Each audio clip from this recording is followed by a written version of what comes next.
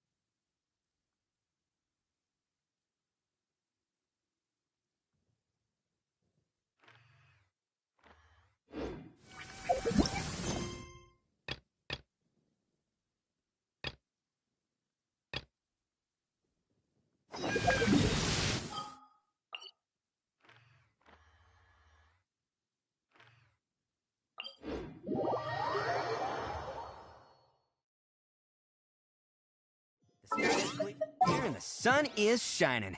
Time to get the Oni...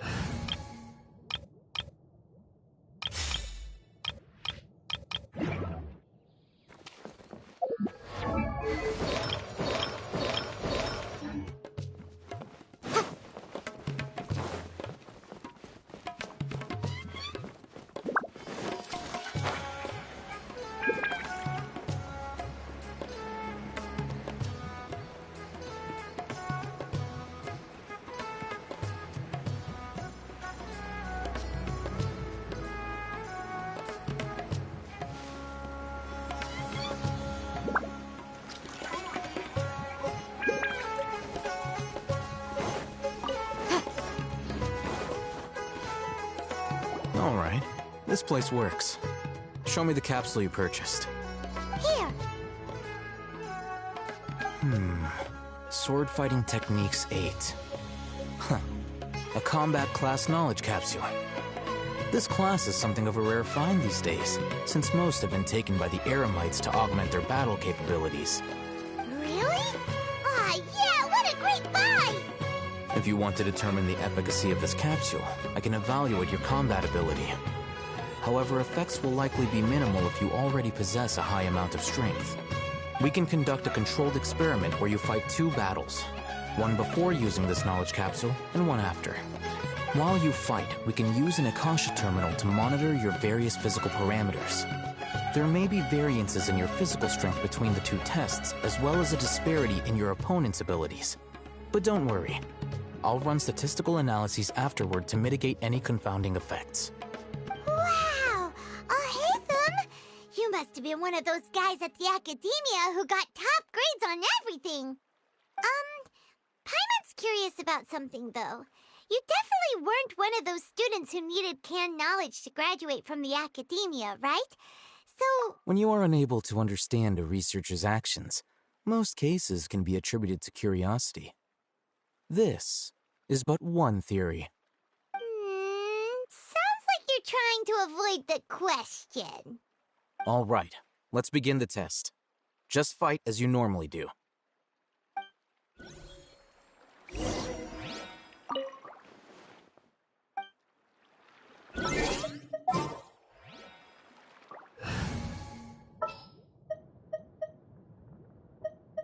This world...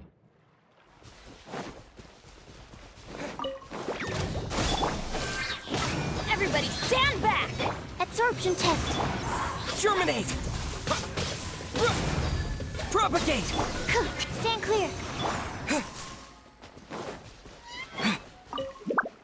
All right. I'll link your Akasha terminal to record data. The next step is to use this knowledge capsule. Hold it in your hand. I'll help you establish a connection with it so you can activate its power.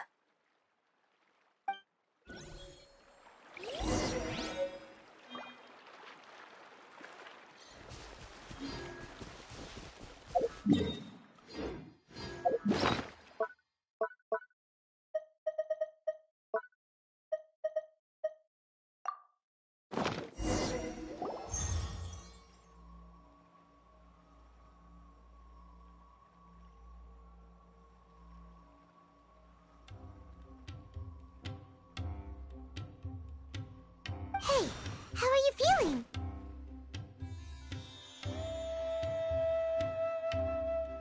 You mean that it worked? All right. Time for round 2. Fight with the same composure as before.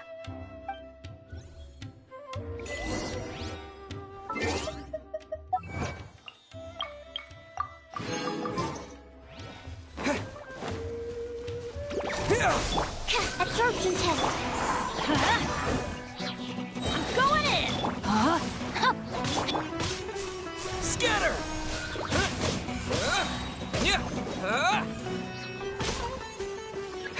Spring forth! Let me weave you a verse. Stand clear. Animo test 6308. Enhanced Animo module 75.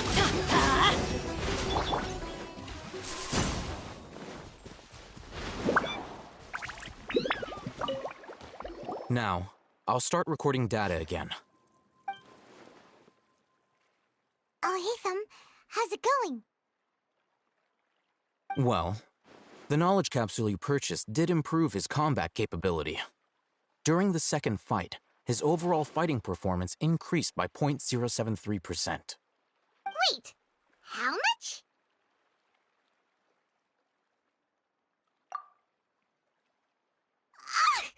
Dory's such a jerk! She totally scammed us! 1 million mora?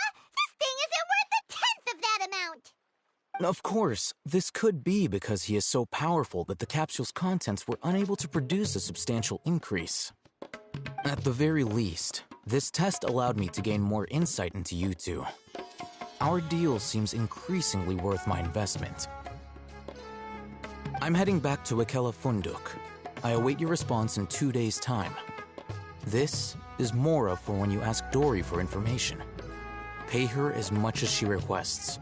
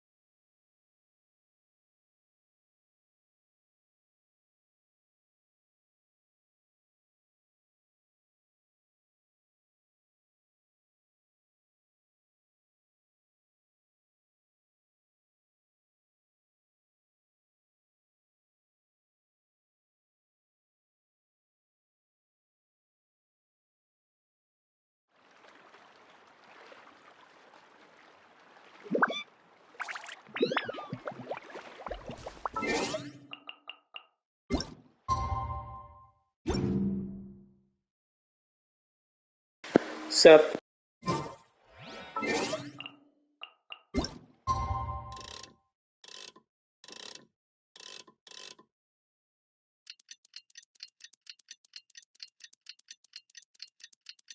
How's it hanging?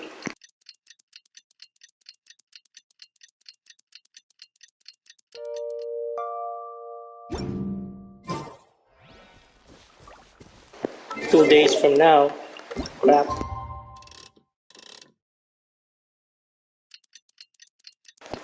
He's my favorite character. Shame I couldn't get a Wolf's Grave song though. They won't rerun it for 2 years.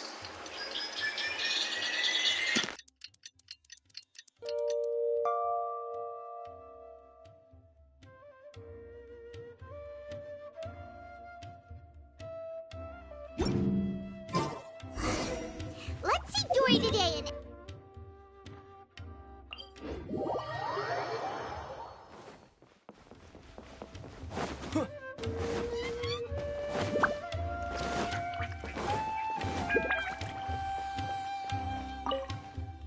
Here, over here! Oh, welcome back, my loyal patrons. What can I do for you this time? You name it. Canned knowledge, supplies, or anything else you need. I'll find a way to get it. Where there's a waterfall of Mora, there's a way. Can you really get us anything we want? Anything at all? Aha! So it appears that canned knowledge alone is no longer sufficient for your opulent appetite. Then please, oblige me. Tell me what you have in mind. Oh! I knew customers with pockets as deep as yours would undoubtedly crave something more profound than ordinary canned knowledge. But you know, that kind of information isn't going to be cheap. After all, I had to work really hard to weasel my way into the auction site. Not to mention that if anyone found out that I was the leaker, I would be in big, big trouble. But how can we be sure your information is accurate? I'm curious how you just happen to have this kind of info the moment we need it. Because to me, anything of value is what I consider to be my supply. Therefore, I must always be aware of what's hot on the market in order to secure more sales. As for the information's authenticity, well, you've no need to worry about that. I used a camera to take a picture of the transaction. That way, no one can dispute it. It's always a pleasure doing business with such sterling patrons. Now that you've paid in full, here's the scoop.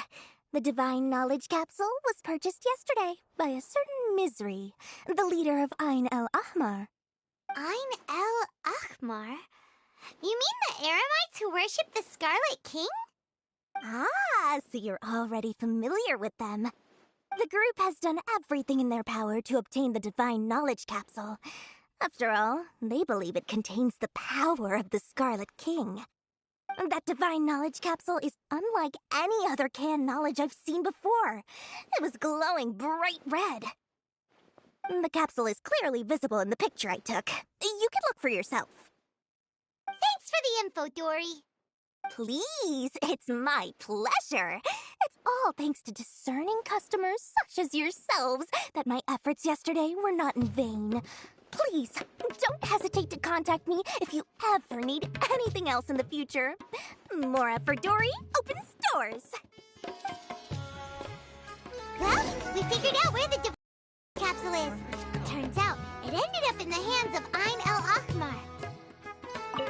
Remember to bring a token of our friendship the next time we meet, okay? I like to think it's built on a firm foundation of solid, shining Mora.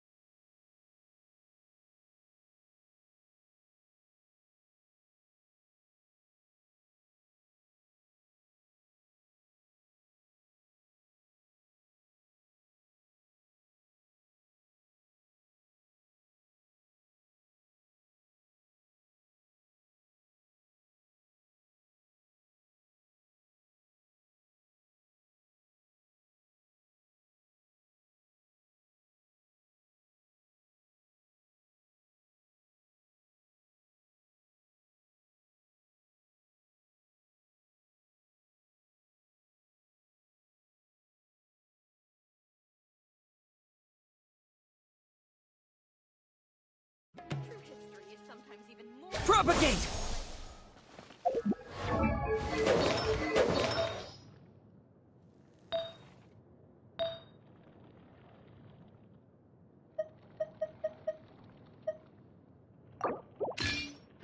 Your perfect color. Makes sense to you, Cece.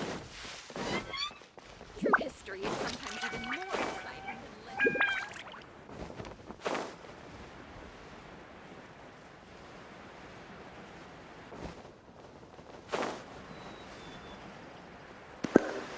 I think I think they would be very good friends. Oh, hey, Thumb! We got the info you wanted! Really? All right. Let's hear it.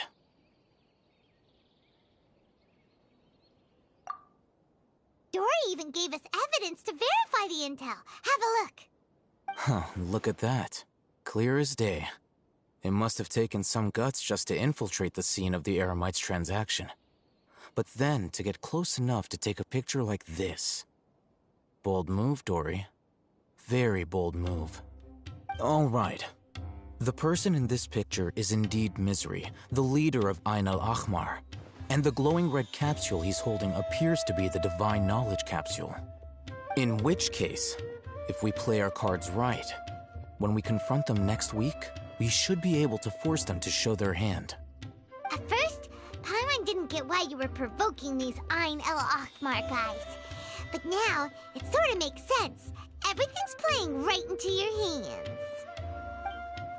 After we defeat them, we can finally have a serious talk with their boss and get them to lend us the Divine Knowledge Capsule.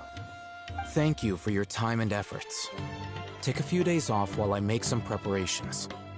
Let's meet up again on the afternoon of the arranged date, 3 o'clock sharp. See you then.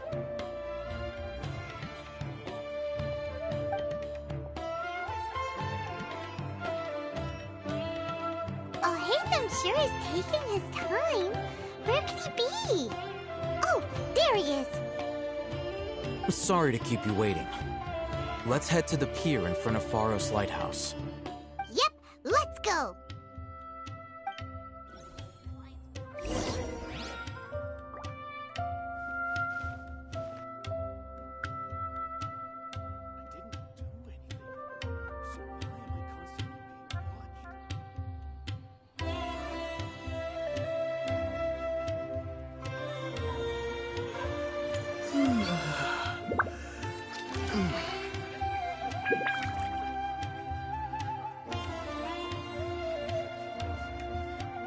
I thought Sumeru would be different.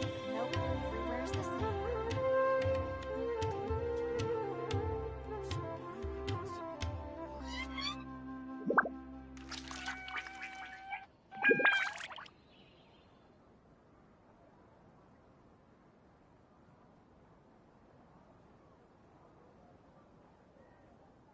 Anyone that makes lots of...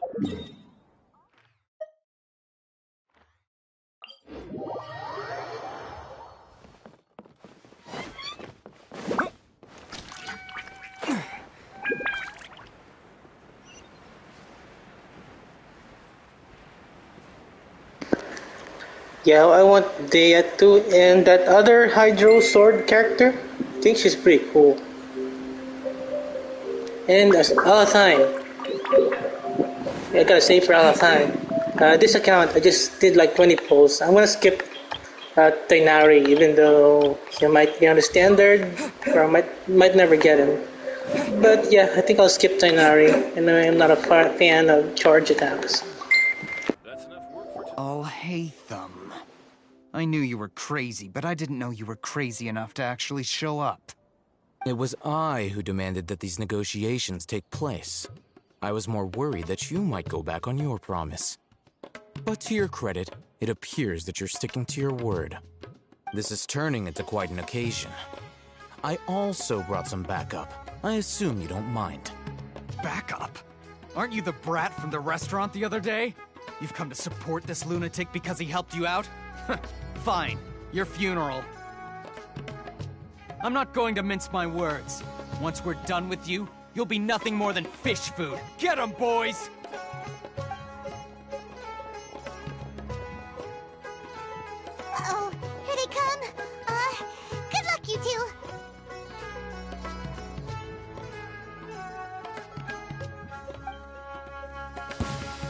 close enough. Everybody stand back! Let's light it up! Stand clear. Animal test 6308. Following orders. Propagate! Sir! Swirl, Mark 2. We go. Time to act. No, my sword! Witness the power of... Teamwork is strength! You want this one?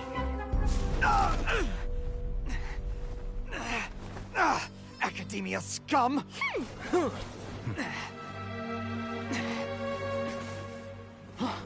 Boss! Finally! Did you use it? Great! Now we can... Huh? Boss?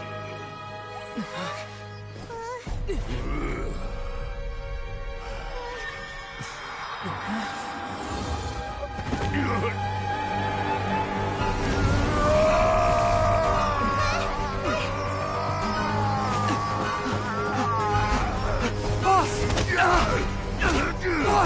What's wrong? What happened to him? We have to cut his Akasha connection, now.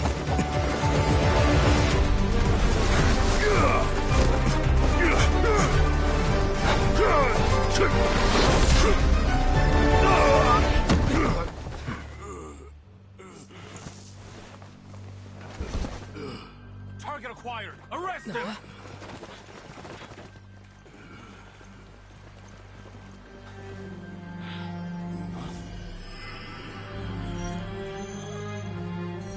Do not impede our work. Is that understood, Al-Haytham? Of course. I was only trying to help. Take him away!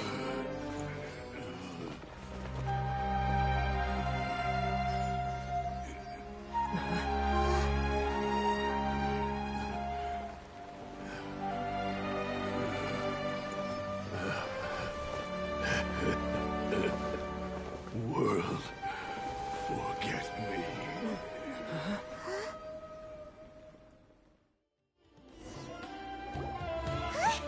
What in Tibet just happened?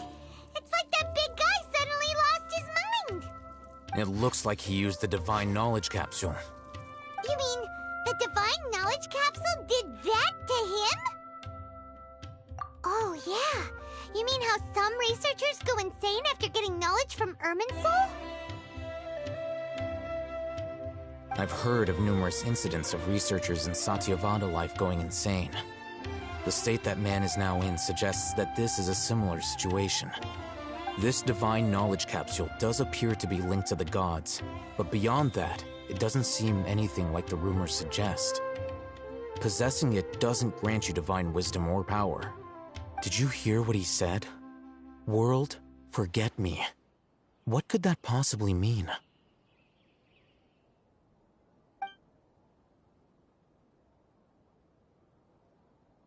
If the mantra took him away, then that means the Academia got the Divine Knowledge Capsule back, too. What a shame. We were so close. Still, Paimon didn't expect the Divine Knowledge Capsule would be so dangerous. Imagine if we tried to open it. Oh, who knows what would have happened to us? As things stand, there is no reason for me to remain in Port Ormos. I believe our collaboration has also reached its end. Oh, we were so busy trying to find the Divine Knowledge Capsule that Paimon forgot to ask you something. Since you're a member of the Academia, do you have any idea how we can go about meeting Lesser Lord Kusanali? Truthfully, I don't. Lesser Lord Kusanali appears to exist outside of Sumeru's entire administration. Most of the time, you wouldn't know she exists at all. Moreover, since the Academia possesses the Akasha, a symbol of our deity's wisdom, scholars have no reason to desire to make contact with the deity herself anyway. Everything about Lesser Lord Kusanali is such a mystery! I'm heading back to the Academia. How about you two? It's almost the day of the Sub-Zero's festival. Maybe we should head back too. We've been rushed off our feet over the past few days, so maybe a little rest and relaxation will do us good.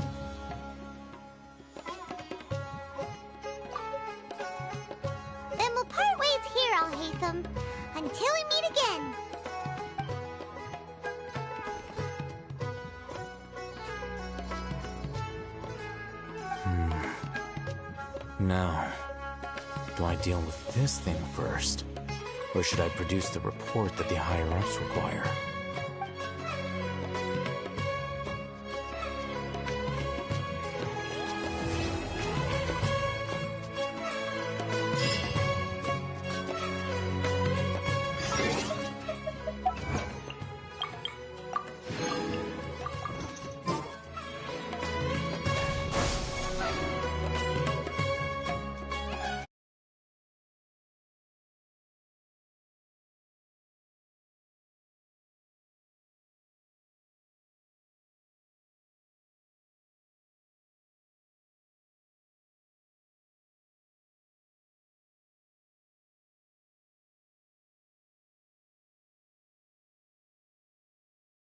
That's enough work for today. We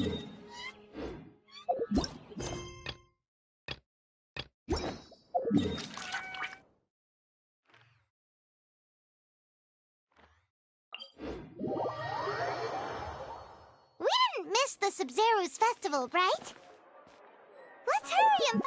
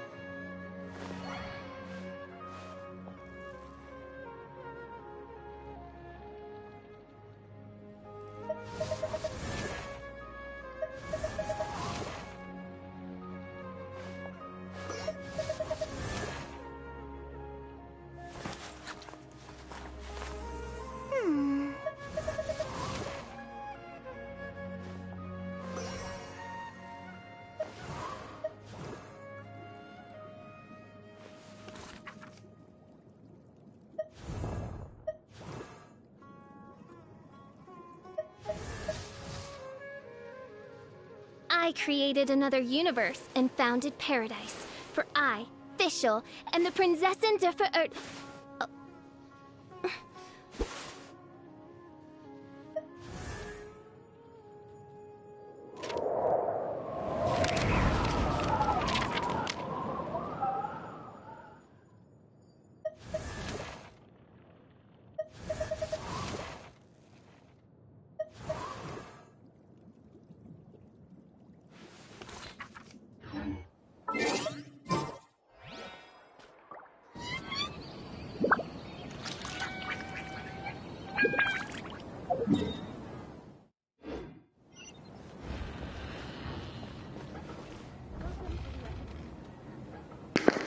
Yeah, you gotta, because Sino's coming. He's pretty broken. Pretty fun to play. Yeah, I'm also saving my Primos on my other account. Not just for Sino, but also for Al Haytham, Nilo, that girl with the shield. So there's a lot of pretty awesome characters coming.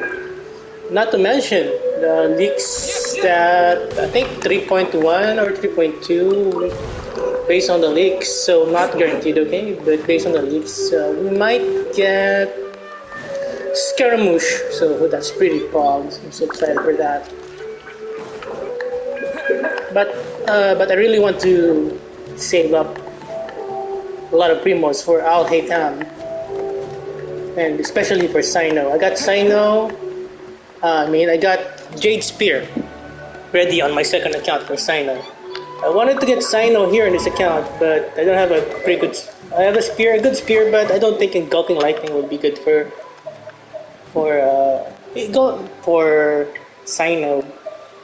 I could use this, but I would rather have the Jade Spear on my second account for Sino because it has crit rate. If you have crit rate, it's gonna be easier to build your character if you're not a whale. Yeah, good luck to you guys for your summons.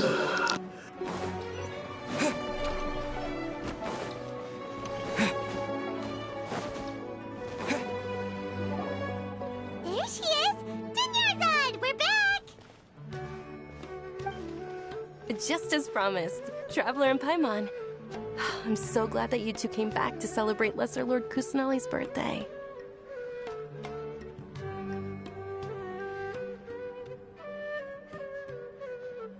Indeed. The festival's tomorrow. We've been preparing for so long that I can't help but feel a little nervous. There's no need to be nervous. Paimon's sure that Lesser Lord Kusanali will feel everyone's gratitude. Thanks, Paimon. I hope that everyone who comes to the festival will also have a good time. Speaking of which, did you manage to make your way to Port Ormos? Discover anything over there? Of course we went. A lot of things happened there. I see. Sounds like you two had another exciting adventure. If there is another chance, I would love to join. My lady, if you went to Port Ormos in your current state, we'd both be in for a lifetime of trouble. Dia! You were eavesdropping! It's called covert protection. Keeping an ear out for what's going on around my employer is part of the job. It's all right, Dia. I merely said I would like to go. I know better than to think my body could handle it. The festival's tomorrow. I've been doing nothing but causing trouble for you. So Dia, please take some time to relax. I'll be fine. Even when you put it that way, it still doesn't feel right. Don't worry, my guardian knight. Okay, fine, but only tonight. Tomorrow's a big day, and many no-good scumbags are gonna try to take advantage of that. Oh, you two must be exhausted from your long journey back to the city. My apologies for not realizing this sooner. I've already prepared a room for you to rest. Please follow me. Whoa, you're so thoughtful. Paimon's so ready.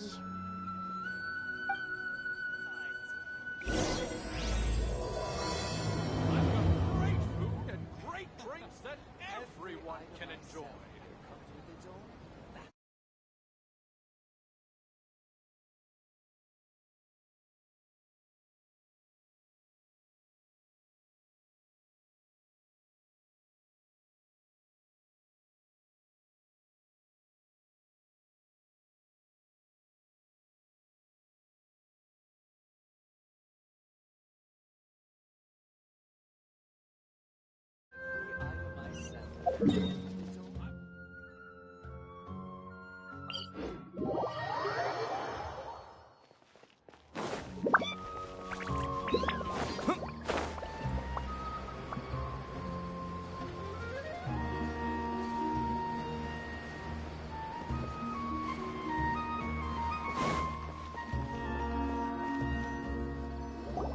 Here we are. It's also fairly close to where I've been staying. It looks really nice.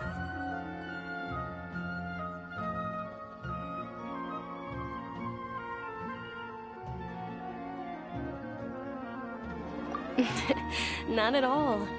Just tell me more about your adventures when you next get the chance. That's Paimon's specialty. Paimon can tell you stories next time.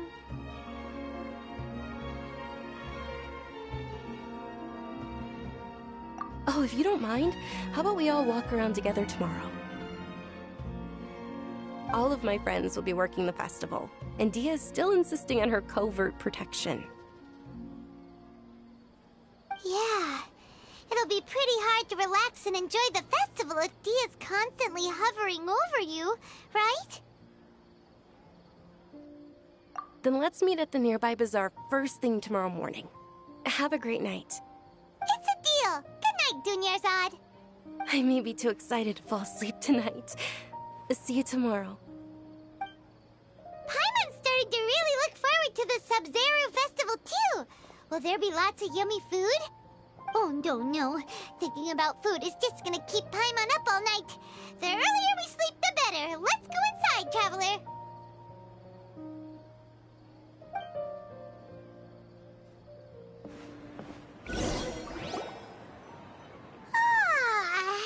Did we oversleep? We should go meet Dunyarzad right away.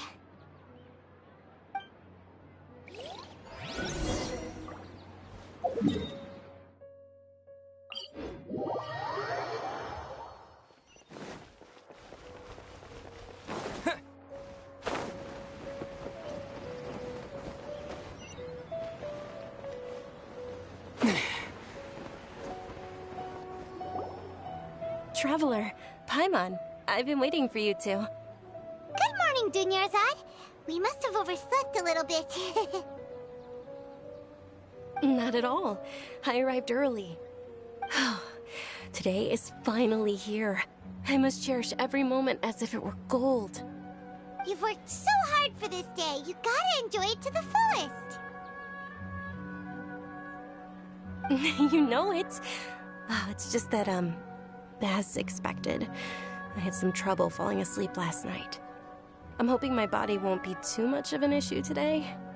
Well, shall we? Let's start with the stalls over there. Many vendors came out of the blue to support the event, and they insisted on covering costs themselves. Let's go give them some business. They paid for everything out of pocket? Oh, sounds like they're not in this just for the Mora. They all said that contributing to a lively festival atmosphere is more important than money. Especially since we don't often get to celebrate Lesser Lord Kusanali's birthday. Ooh, they're selling food over that way! Let's go take a look!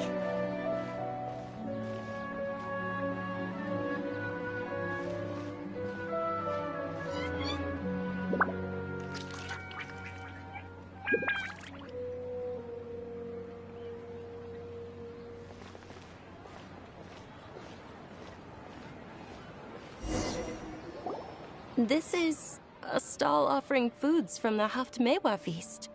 Oh, you could tell straight away. I thought most people nowadays wouldn't know. Mushrooms, flowers, and all kind of fruit?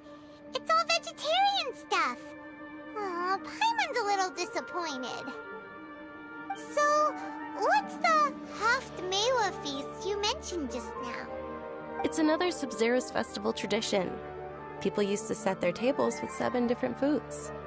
Generally speaking, the most common selections were foods like Rukushifa mushrooms, lunar lotuses, Sumeru roses, sunsetias, kapulatas, hara fruits, and zaytun peaches. So, the Sub-Zero festival is a vegetarian holiday? You don't have to be a vegetarian to enjoy the spread. We just use the 7 foods to symbolize the 7 virtues of the Dendro Archon. Wait! But if that's the case, if Sumeru uses vegetarian food to represent the Dendro Archon, then wouldn't the Pyro Archon's festival be full of food like roasted fowl, juicy meatballs, grilled steak? Oh, Traveler, we have to go to Natlan as soon as possible! I hope your wish comes true one day, Paimon. Thanks! Alright, how about we also check out some of these other stalls?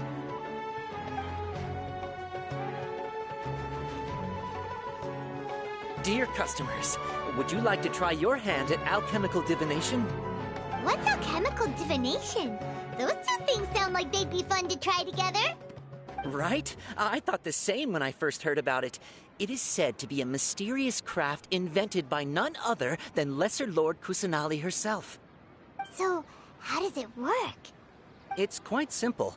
After you give me any 2 alchemical reagents, I'll use them to perform a random transmutation. Sure sounds random. So random that it will probably fail. That is precisely what we need. After the transmutation fails, your one and only diviner here will interpret the remnants. Well, according to Lesser Lord Kusanali, everything is interconnected, and all that occurs can be traced back to fate. You could say this is a pearl of old wisdom. Why does everything sound so much more credible when Dunyarzad says it? Are you guys working together? So that's the true wisdom behind it. This young lady sure knows her stuff. So, how about it? Want to give it a try?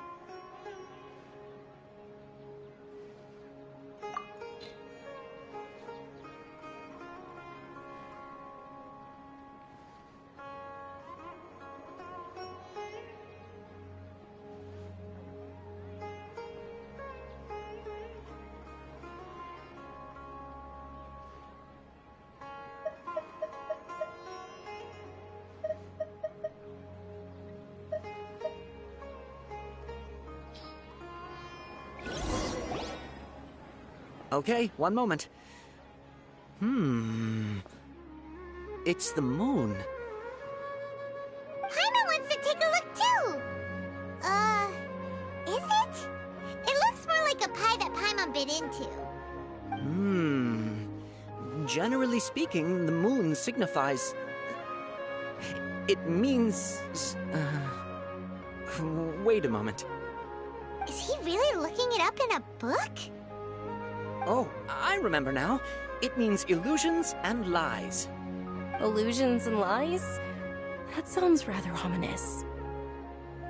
Yes, but this book says that if you trust your intuition and overcome your fears, the sun will surely rise. He's not even trying to hide his book anymore.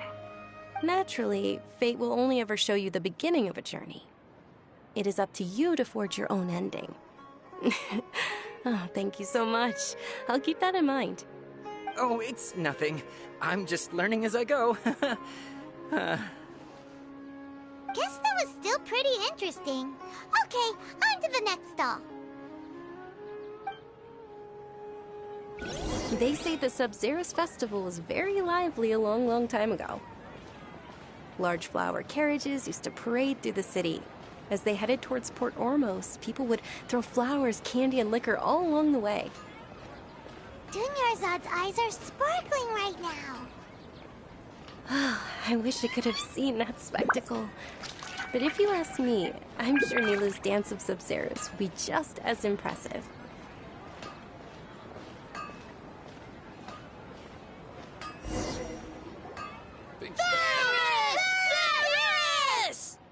Attention! Soldiers, fall into formation if you want any Yalda candies.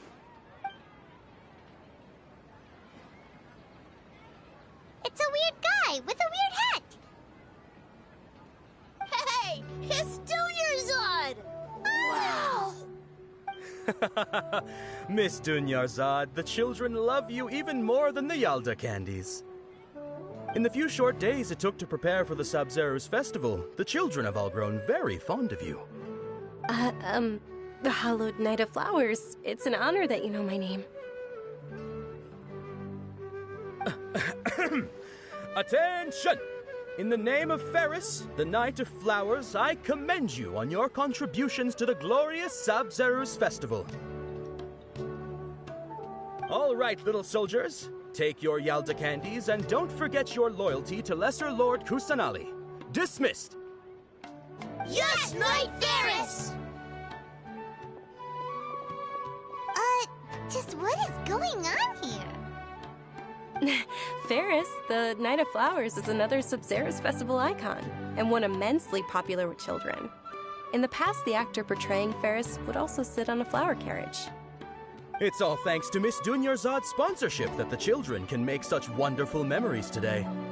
As are we to you, Vihar. Oh, not at all. Oh, speaking of tradition, do you want some Yalda candies? They're a festival staple, and I happen to have some boxes readied here. Take a look and pick whichever one you want. Whichever one? Don't these boxes all look the same? That is the fun part. Each box contains a random flavor. It's up to the luck of the draw. Flavors include lavender melon, hara fruit, sunsetia. Ooh, those all sound pretty good. And there's also lizard tail and oni kabuto. Huh? What's up with those two flavors? Oni kabuto is a little spicier than lizard tail. Dunyarzad, you tried them before? Traveler, help Paimon pick one. Paimon wants the Sunsetia flavor. It's alright. Paimon believes in you. I also believe in your intuition. Great! These boxes of candy are numbered 1 to 5 from left to right. Which one do you want?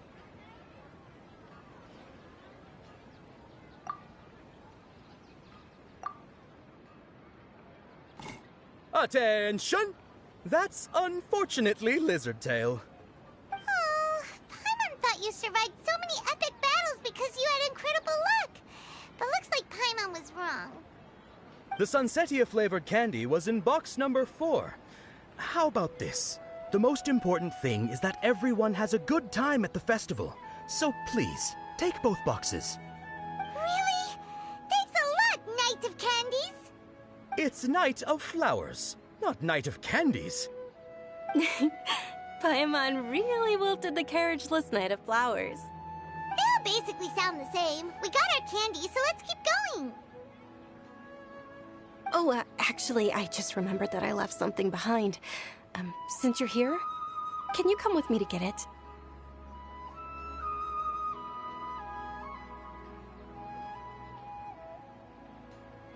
Dunyarzad, you probably forgot because you're so excited about the Sub-Zero's festival.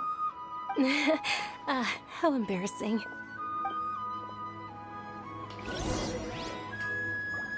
Things can't go on like this.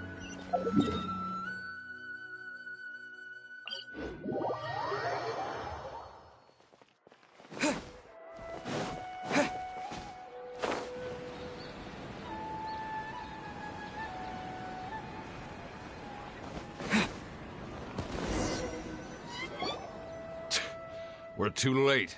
Who knew the little lady was such an early riser? I know, right?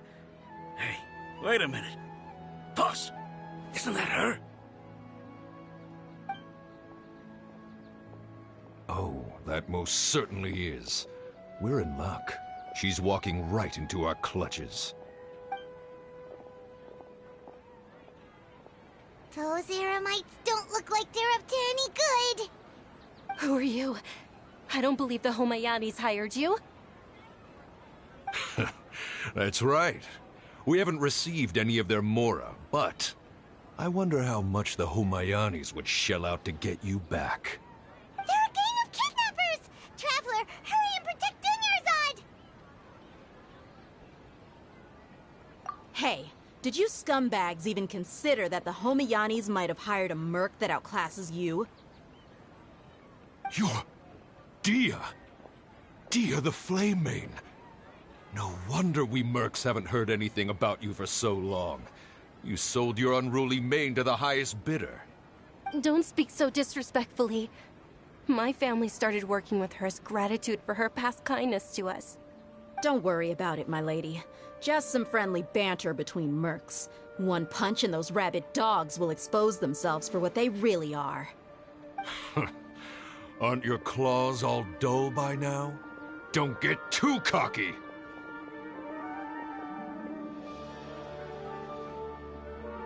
Traveler, take Miss Dunyarzad to a safe location. No, we're gonna stay and help. There's too many of them. You're right. All right, fine. Please be careful, Dia. Don't waste your time worrying about me. This is my job. Look out for yourself. After I've wiped the floor with them, I'll go find you all.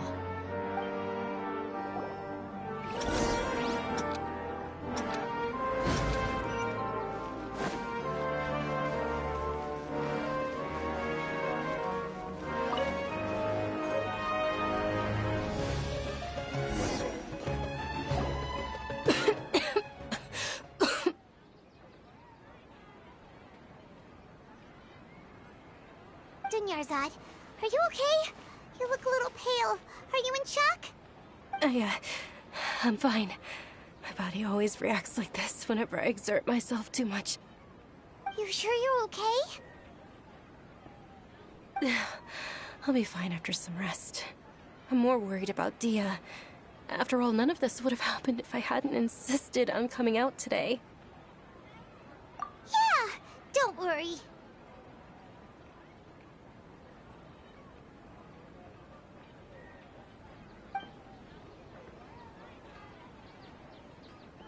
My lady, Traveler, found ya. Dia! You took care of them so fast! Any more of them? Or rather, did anyone follow you? Dia, your arm! Oh, this? I'm fine. It's just a scratch. Normally, they wouldn't have been able to land a hit on me at all, but I'm still getting used to this new greatsword. Please, let me take a closer look. Come on, it's nothing. Us mercs aren't as fragile as you think. Hold on, you said something about a new greatsword. What happened to the one you were using before? About that. Well, I sold it, because I was low on Mora. Stuff like this happens every now and then. It can't be. The anonymous donation that was used for the venue's final round of preparations?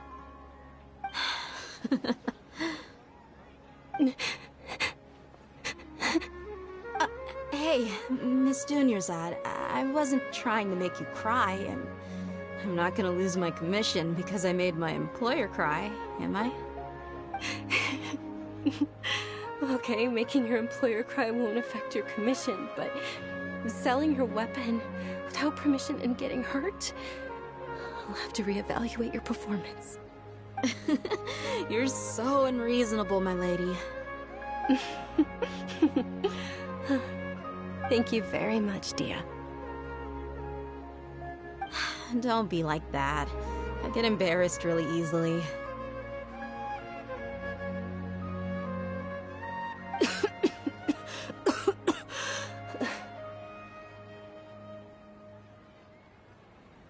Are you feeling unwell again, Dunyarzad? My lady, your condition. Traveler, can you take her somewhere to rest? I'll look around the area to make sure we're safe from an ambush. Truly, I'm sorry for the trouble, everyone.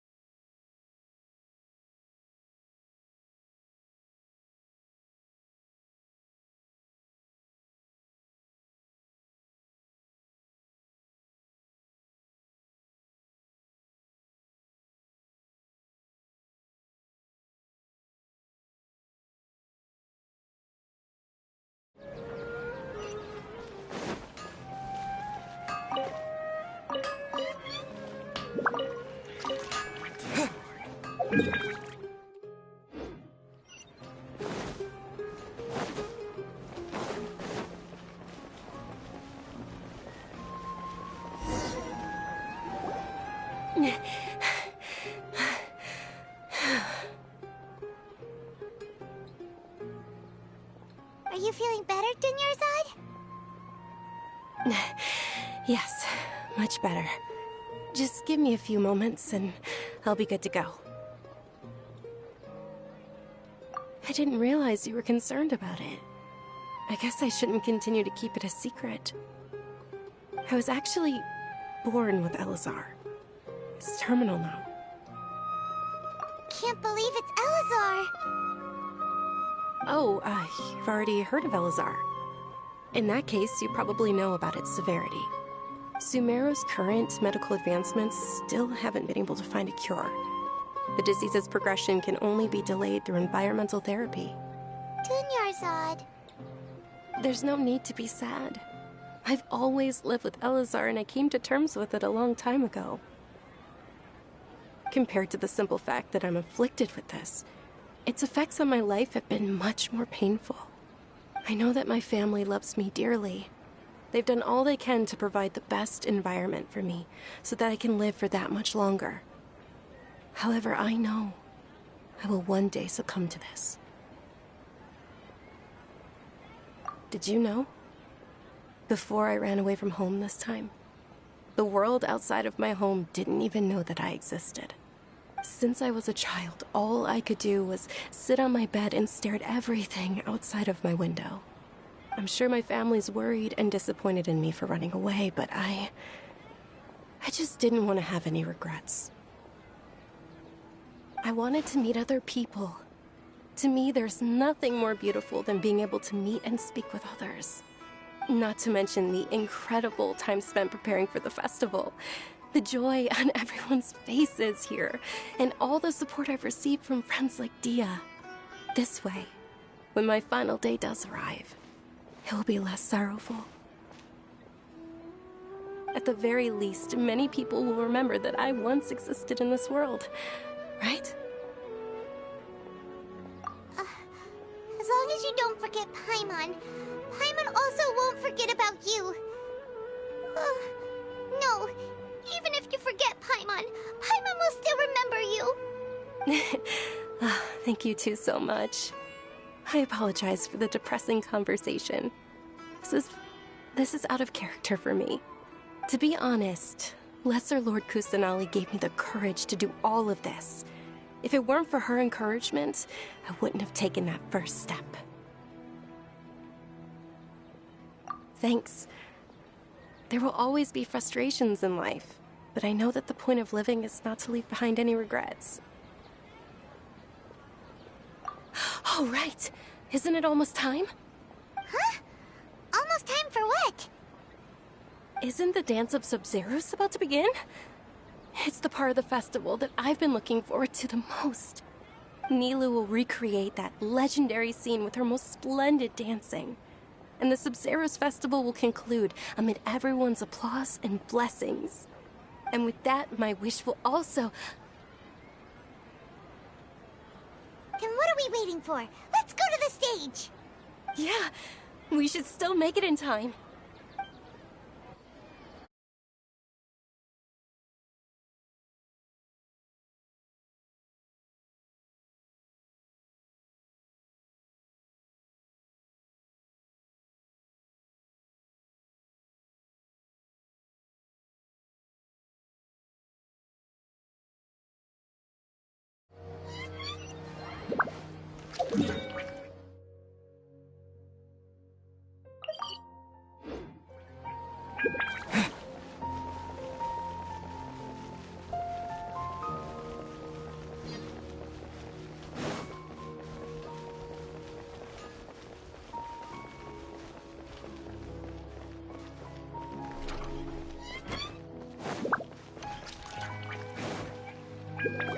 Were you not aware that the law prohibits this type of performance from taking place without prior permission? Over there! Someone's yelling at Nilou! I think I just saw the Academia's Grand Sage. Why is he here in person? But the Dance of Sub-Zeros is one of the key parts of the Sub-Zeros Festival. If we can't perform it... The Sub-Zeros Festival? The law also prohibits the private hosting of large-scale religious festivals. Only the academia can host such an event. If you continue to resist, we will have to order an investigation into every single event organizer. The Grand Sage has already granted you much leniency. I advise that you exercise tact. How did things turn out like this?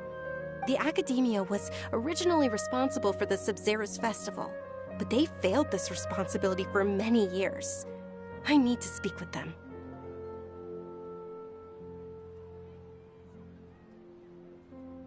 This is a hard pill to swallow, but you're right. Things would only get worse. Art, dance. Aren't you ashamed of pursuing such frivolous and meaningless activities in this land of knowledge and reason? Our Archon created the utopia that is Sumeru City for all scholars who sought validity, verity, and truth, while people like you wish to defile it. No. I believe that our Archon never rejected the arts. Even the goddess of flowers dedicated a dance to her. With your lack of intellectual credentials, I do not believe you are qualified to debate with me. What you should be doing is finding workers to tear down this ridiculous eyesore.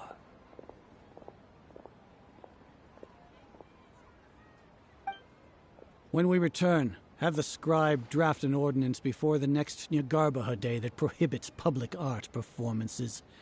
We will announce it to the public later via the Akasha. Understood. I will inform him when I return. The Sub-Zero's festival. Go celebrate the birth of that god to your heart's content. Nilou, are you okay? Oh, Dunyarzad. You all saw that just now? The Grand Sage ordered us to stop the performance. Yeah. Let's go somewhere the Academia can't find us and perform there. But how do we let everyone know? And what about the atmosphere on the stage? Or we could get people to block them off so they can't interrupt the performance. No. They just threatened to investigate the organizers. If we were caught... Nilou, it's all right. Don't worry about it.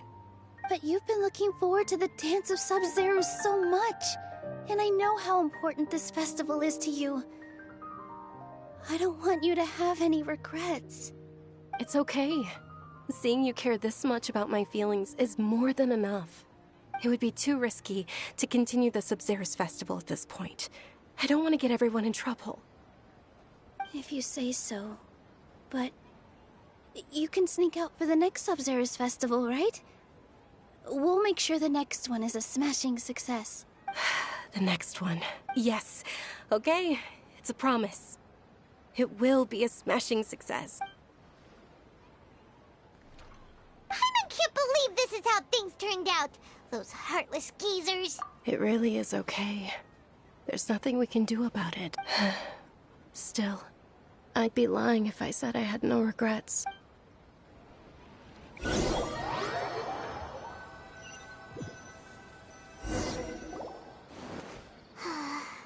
A lot happened today. It's a shame the festival ended the way it did. Nilou and Dunyarzad promised to make the next Sub-Zero's festival a success. But Dunyarzad is running out of time. Yeah. All connections have been secured to construct the most stable framework possible. The project has entered its most critical phase. Power has begun to flow from...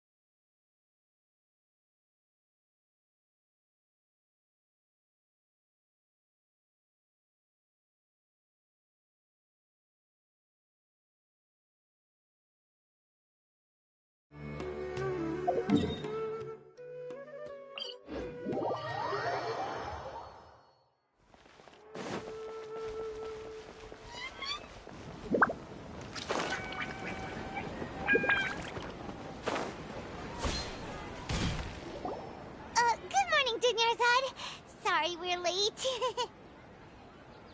Not at all. I arrived early. You seem kinda tired. Did you not get enough sleep?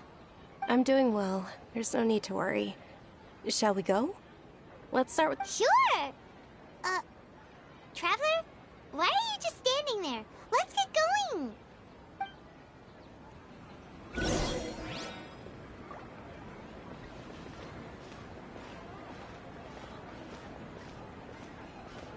Ooh, they're selling food over that way! Let's go take a look!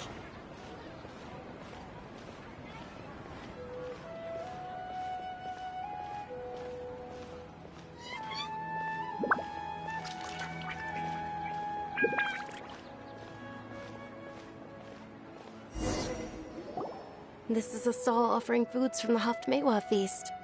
You are quite well informed, miss. I thought most people nowadays wouldn't know. They're all plants!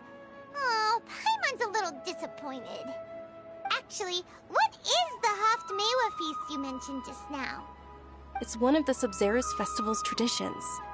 People used to set their tables with 7 different foods to symbolize the 7 virtues of the Dendro Archon.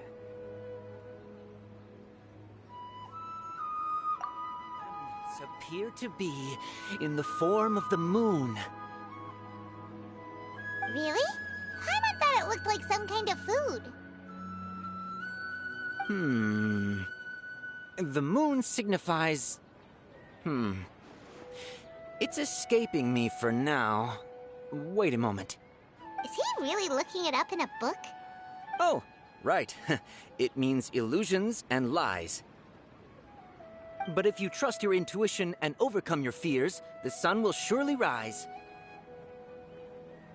Understood. I'll keep that in mind. Oh, it's nothing. I'm just learning as I go.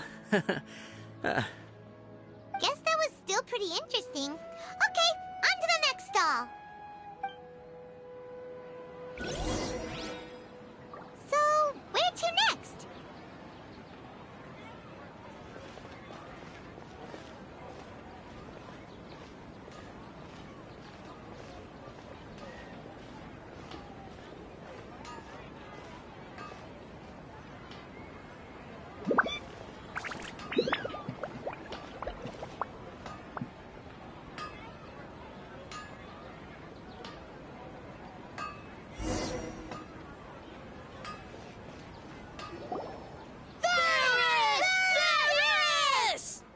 All right, soldiers. Now that you have your Yalda candies, don't forget your loyalty to Lesser Lord Kusanali.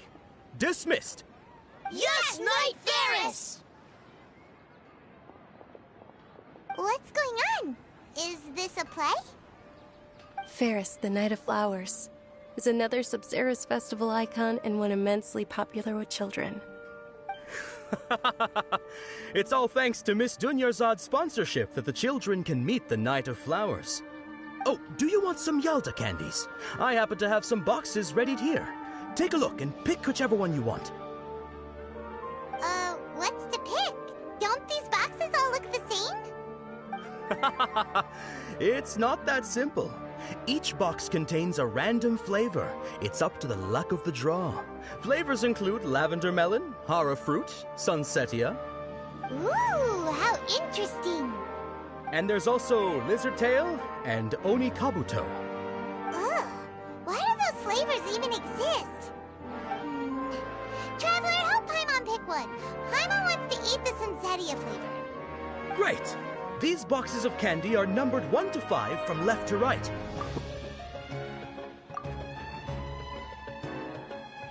Ah, excellently chosen.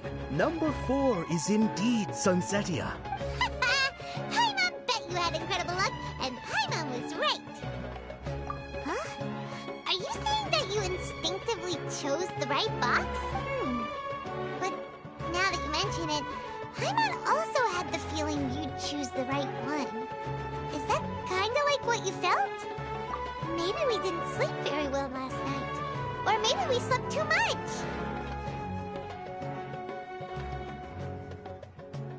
Oh, sure. Huh?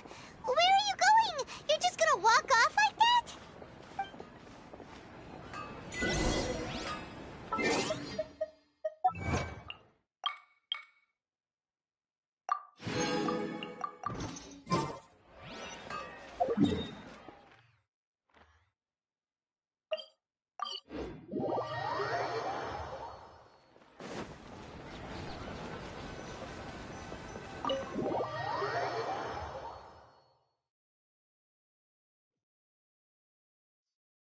A feeling of deja vu? Oh, Paimon knows what that is. It's when you feel like you've already experienced whatever is going on. In that case, Paimon also felt something like that today. But that's just our brains playing tricks on us, isn't it?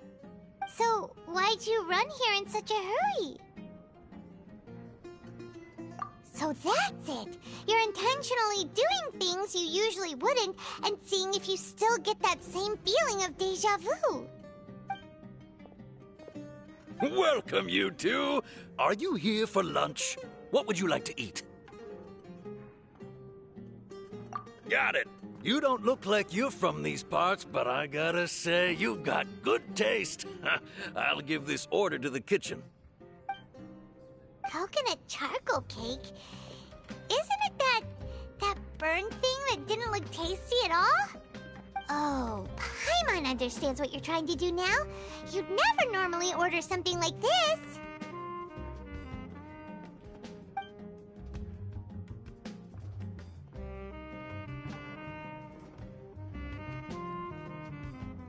That thing?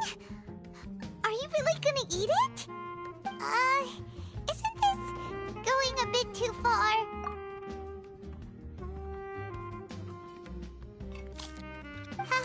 How was it? The look on your face is telling Paimon that it tasted awful.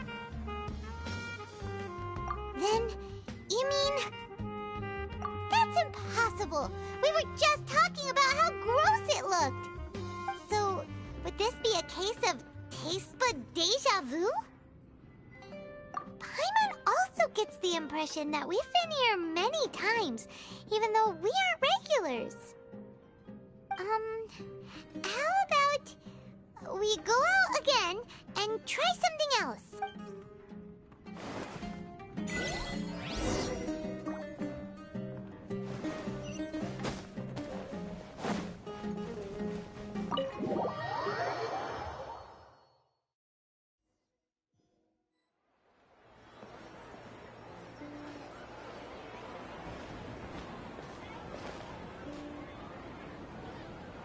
Hey, Dunyarzad is sitting by herself on that bench over there.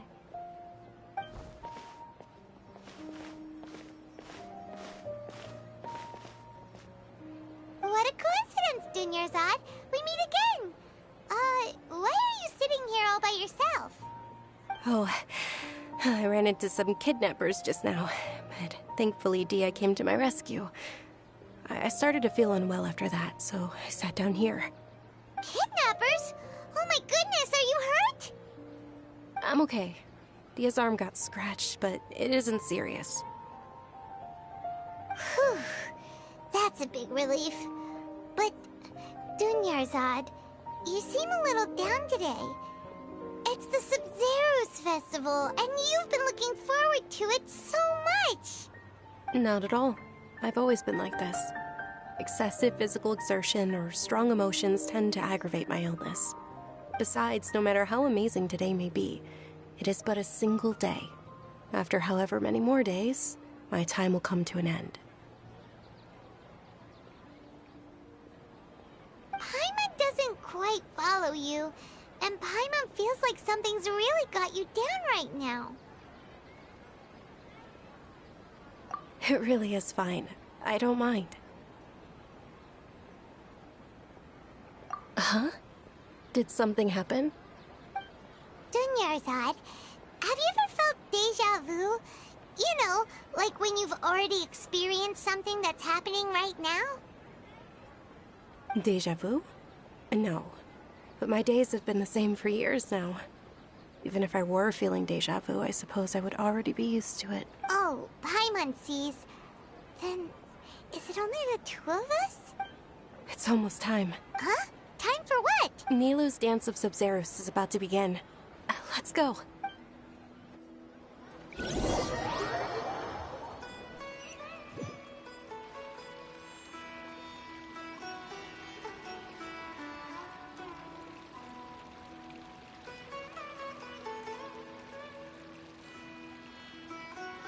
With your lack of intellectual credentials, I do not believe you are qualified to debate with me.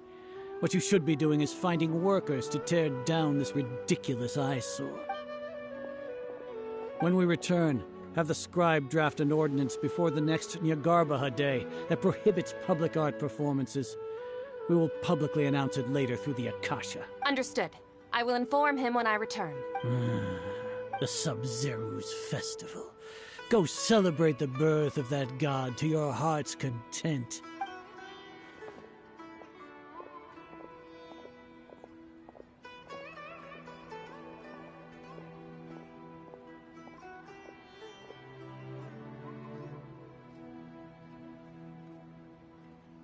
Miru, are you okay? Oh, Dunyarzad.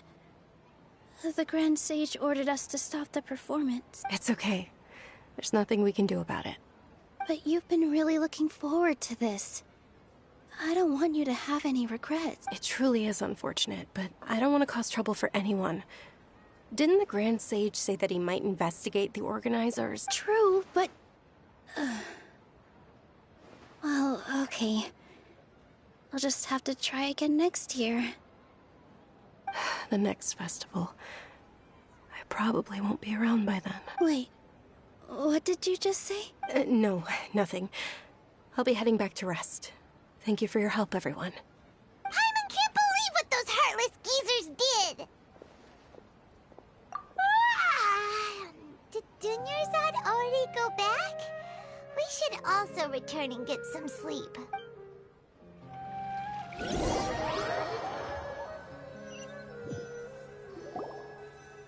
So, in the end, you still couldn't figure out what that deja vu feeling was all about? Maybe it really was because of exhaustion. Same here. That's why Paimon stopped thinking about it halfway through the day. Then, how about we settle in and get a good night's sleep? For now, we can chalk things up to exhaustion. We can do more thinking tomorrow. Observing a modest drop in the output of Jnana energy, but values still remain within normal parameters. Continue to monitor the variances in the data and find the cause as soon as possible.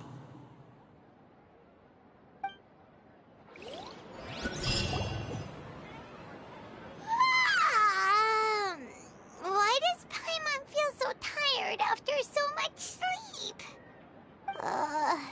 Anyway, we should go meet Dunyarzad right away.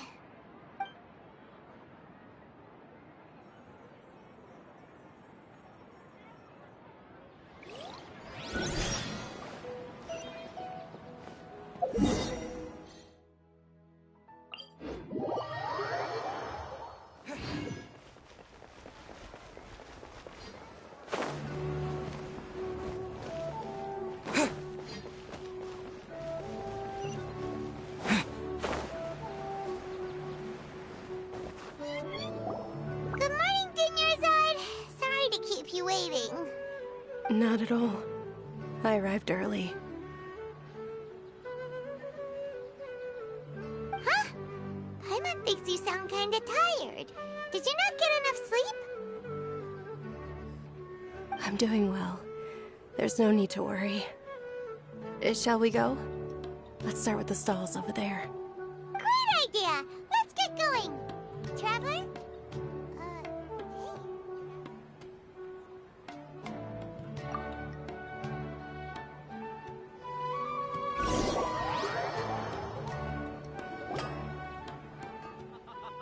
It's all thanks to Miss Dunyarzad's sponsorship that the children can enjoy the Sub-Zeru's festival.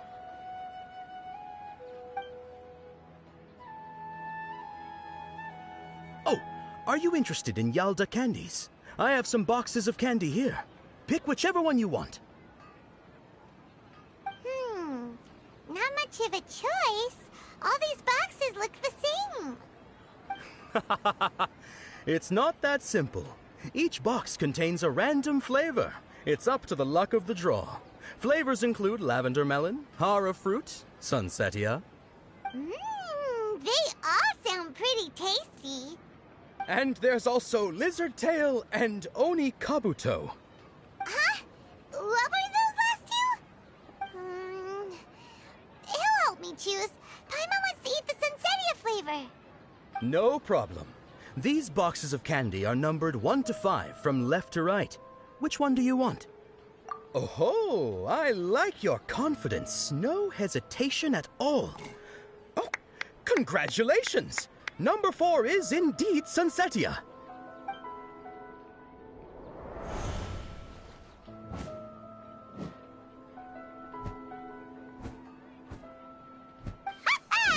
Paimon knew he always had incredible luck. Paimon's not really interested in the other flavors. Wait. How did you know? Don't tell me that you already knew which flavor was in each box. What? He was right about all of them? That couldn't have been luck. How is this possible? I packed all those boxes this morning and they've been sealed ever since. You couldn't have known beforehand. Mind reading? X-ray vision? Or some kind of magic trick? This is way too freaky. Tell us what's going on! Since when did you get superpowers? Traveler?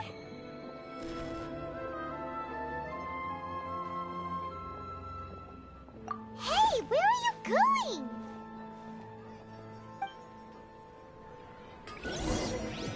What's going on? Did you see something?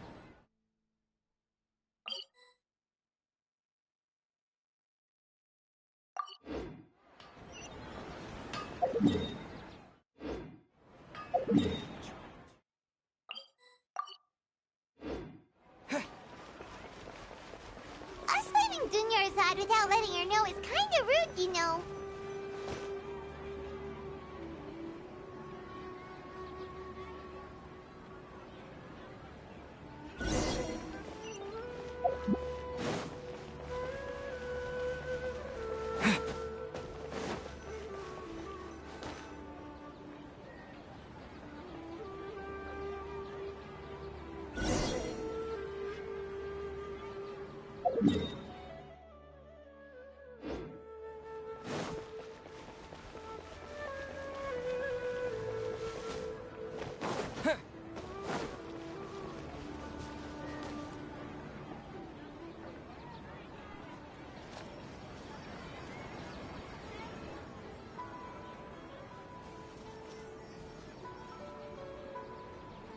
What are you looking for?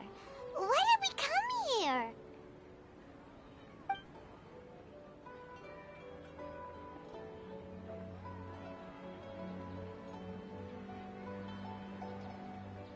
Traveler?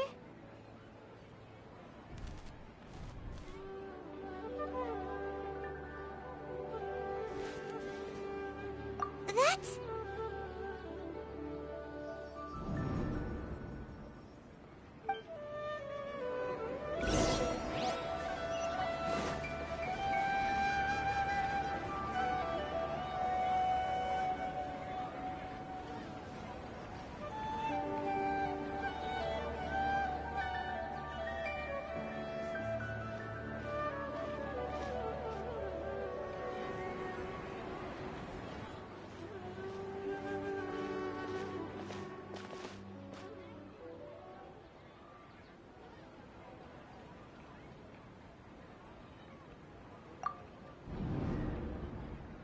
Look! That's...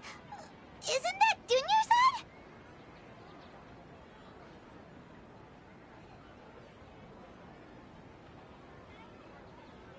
What's happening here? Why are there 2 Dunyarzads? You already know that this isn't your first Sub-Zero's festival, don't you? I'm sure you already know how to use this. A knowledge capsule? Where did you get it? What's inside? You should use it too, Paimon. You know Paimon?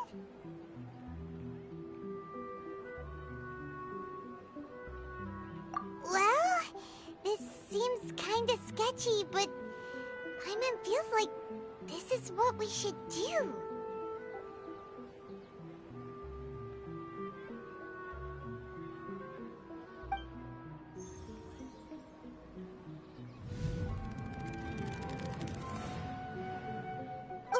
What the?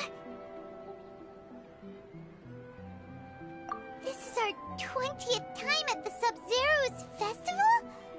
Huh? No. The 30th? 40th? Just how many times have we been to the Sub-Zero's festival?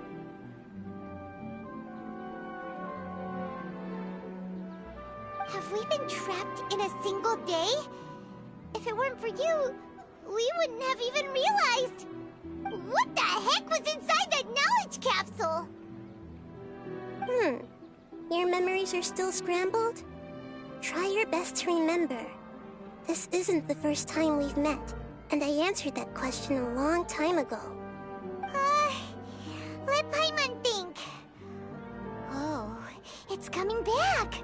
Meeting you was the real catalyst for restoring our memories, and the knowledge capsule was just your means of showing our minds the way. What about everyone else? Why are you only helping the two of us? Your sense of deja vu is stronger than everyone else's, yes? As for an explanation, you two received the blessing of Dendro, and you also have special, sensitive constitutions. It was as if a single sheet of paper was separating those memories from your consciousness. A familiar question. I think this is the 7th time you asked that. As you can see, she isn't doing well. You probably sensed it.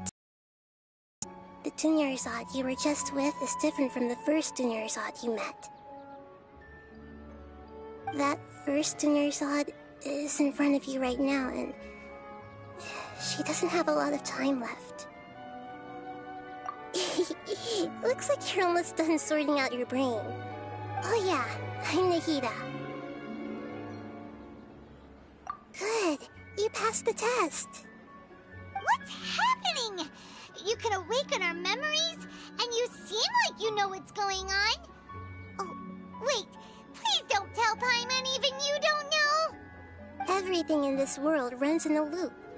This cycle is called the samsara. You, me, and everyone else are all stuck inside the one-day samsara. As for the truth, that's on you to find out. If you were told the truth instead of discovering it yourselves, it would literally blow your minds. I don't know how you'd be after that. I can only give you surface-level help, like bits of information and subtle hints. For the rest of the time, I'll be doing all I can to slow down Dunyarzad's illness. She looks like she isn't doing well at all. Her illness gets worse after each Sub-Zero's festival. If we can break out of the samsara, I might be able to save her. But as things are right now, she's just a small bird in the sky that's about to lose its last feathers. You sure love to use weird analogies. Analogies are wonderful tools. They let you use existing knowledge to understand unfamiliar things. Okay, so, with what you know so far, what do you think the truth is?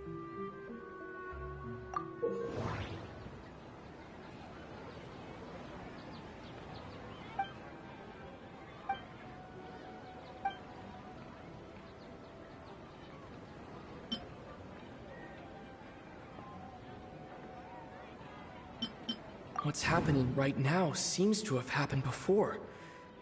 This feeling has been getting stronger and stronger. We've already experienced the Sub-Zero's festival many times, and the day of the festival seems to be in a perpetual samsara. The Grand Sage said, "Go celebrate the birth of that god to your heart's content." Did he mean something more? My mind feels exhausted, even though I haven't done too much thinking. What is going on? The moon, illusions, and lies. What do they all mean?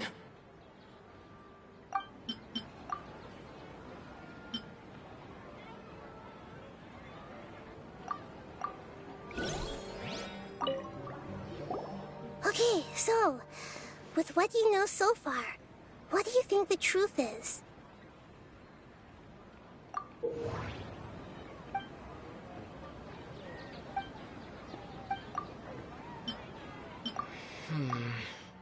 I can't seem to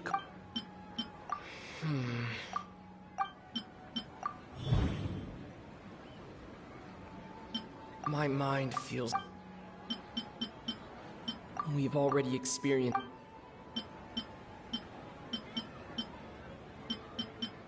That doesn't sound right. The Grand Sage said... That should be it. The flow of time is endlessly cycling within one single day. A time loop. You've given similarly wrong answers in the past. A pity. Still the wrong answer? Paimon thought that made a lot of sense. It feels like time's just repeating itself. A simple time loop can't explain some of the phenomena. You two are still missing a lot of information. Unfortunately, I can't give you any more hints. Dunyarzad! The Sub-Zero's festival is happening every day, but that doesn't mean we can waste an infinite amount of them. Hurry and find the truth before today's festival ends.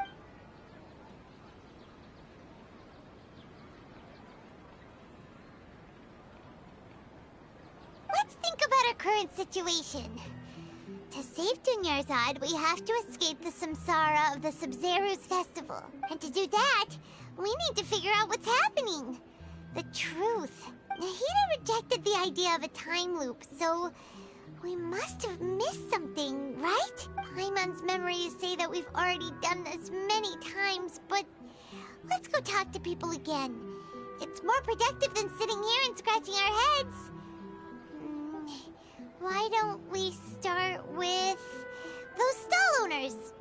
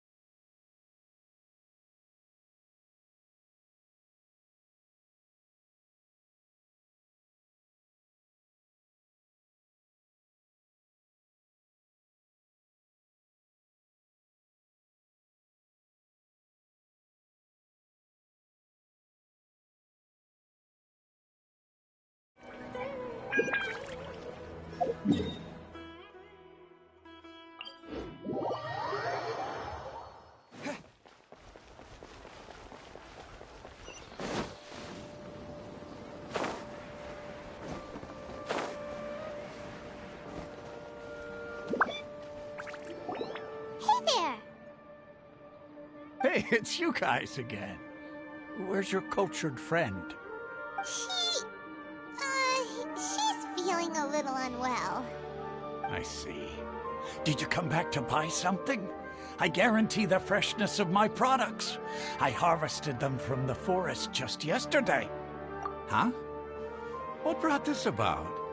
I hurried back from the forest yesterday, and I'm selling produce here today. I haven't felt anything strange. To put it another way, if you really think about it, was yesterday truly yesterday? Did you actually come back from the forest yesterday? What kind of philosophical nonsense is this? Are you two daydreaming? Didn't you know that no one dreams in Sumeru? Go somewhere else if you want to find someone to daydream with.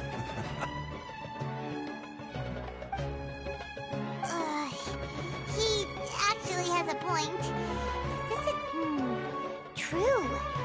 It's so weird that, anyway, if this all really were just a dream, we would have woken up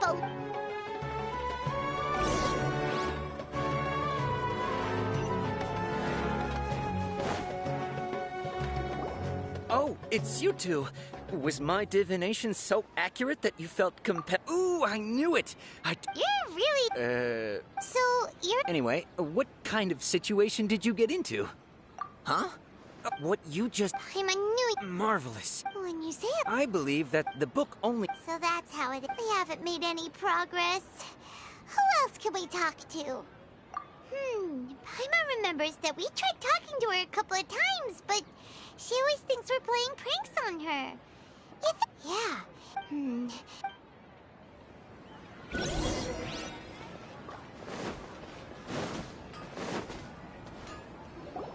I'm fine, my lady. It's just a scratch. Perfect timing. Both of you are here. Paimon, Traveler, you came at just the right time. Listen, there was a dangerous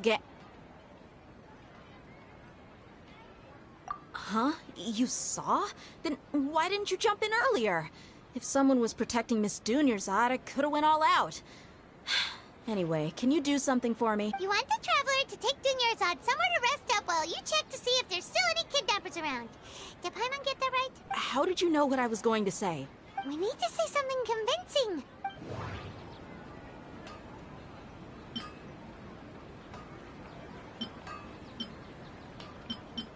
Dia sold her greatsword to raise additional funds. And then she was injured because she wasn't used to her new weapon. Tell her, Traveler!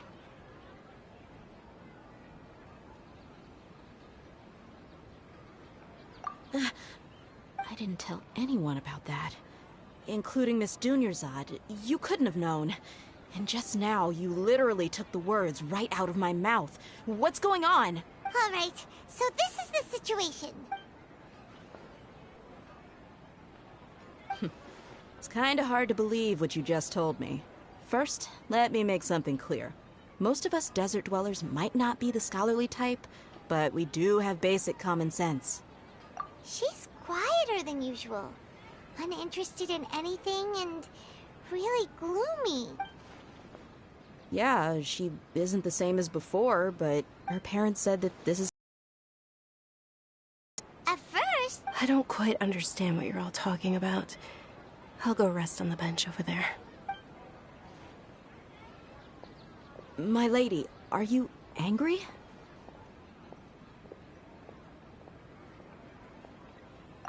All right, I'll give you the benefit of the doubt since you knew about my greatsword.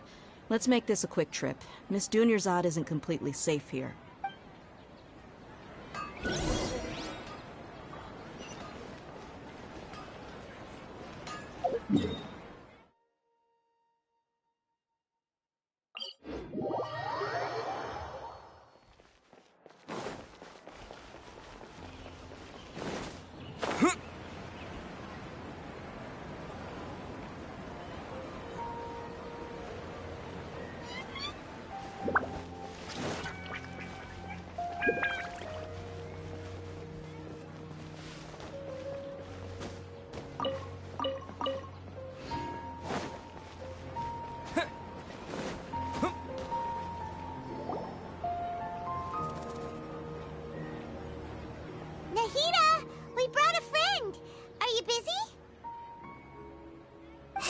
told you that it won't help to bring anyone here.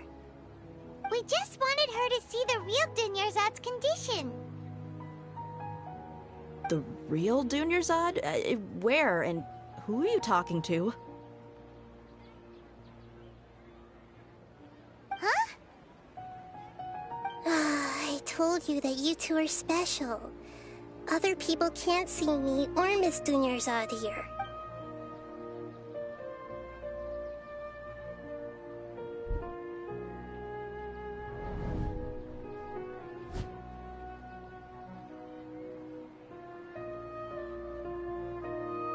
Hold on. Over there. Is that? Wow. How perceptive. Does she have invisible antennae? Miss Dunyarzad, she's lying down here, isn't she? How's she doing? Her condition's really bad, and she's basically in a coma. How did you know she was here? I can sense her aura. There are also lingering feelings of something like regret or disappointment. What happened? Do you believe us now? The Sub-Zero's festival has been repeating itself. So, you think the sages are behind this? Yeah, they've always been against us. Wouldn't surprise me if they're using the Akasha to intentionally repeat the Sub-Zero's festival as a sick joke. You have a point. Aside from the Dendro Archon, the Academia's sages are the only ones in Sumeru who could pull off something like this. Maybe there's more to the Akasha than we know. Right!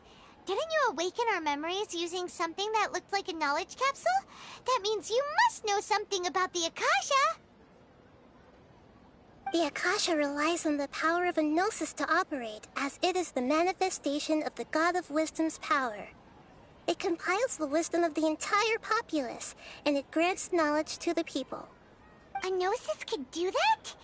No wonder the Akasha is so magical.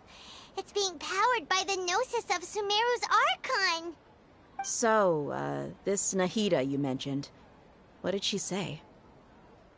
She said, and Paimon quotes, "The Akasha relies on the power of a gnosis to operate, as it is the manifestation of the God of Wisdom's power.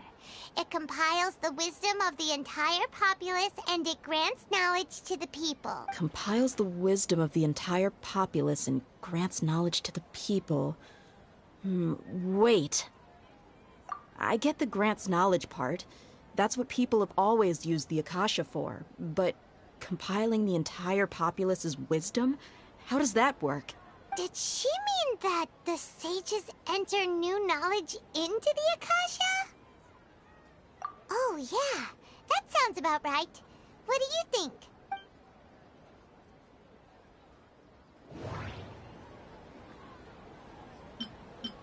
Okay, Nahida said the Akasha relies on the power of a gnosis to operate, as it is the manifestation of the God of Wisdom's power. It compiles the wisdom of the entire populace, and it grants knowledge to the people.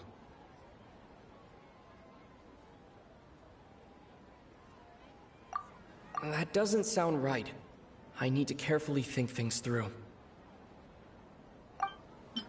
My mind feels exhausted, even though I haven't done too much thinking. What is going on?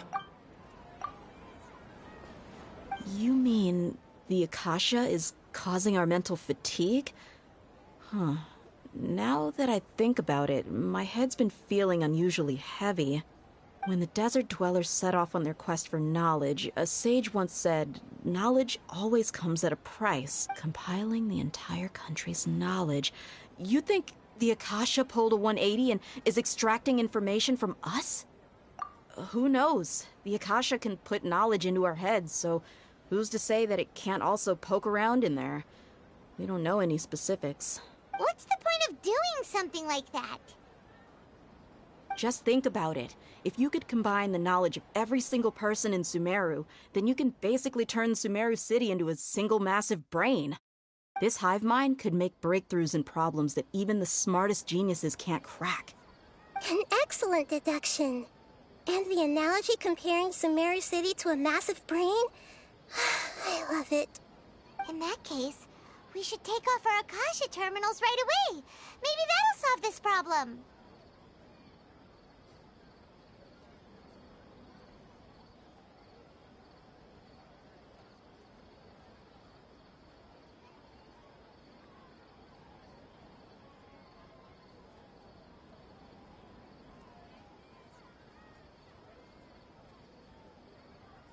Yeah, I was only wearing this for show in the first place.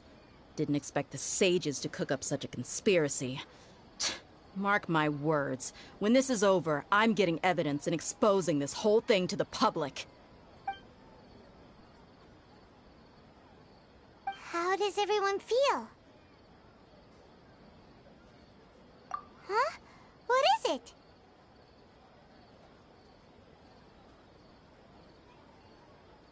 Oh, that! Paimon knows what you're talking about. It's a single soft beep that sounds like it's coming from the Akasha terminal. The sound of a beep. Could it be a prompt tone for when the Akasha is operating? That's probably an important clue.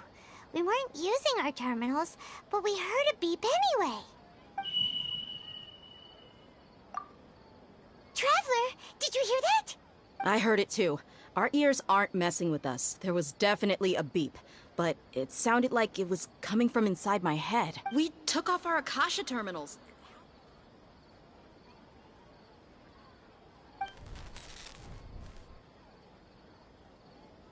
Phase runtime has exceeded its expected length. At this rate, there may be casualties. But we cannot lose all of our progress.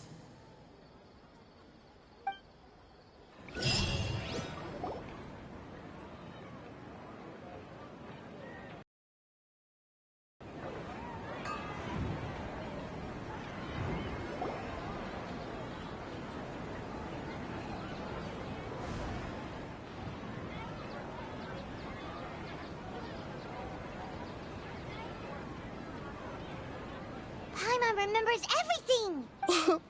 Good. You adapted quickly this time.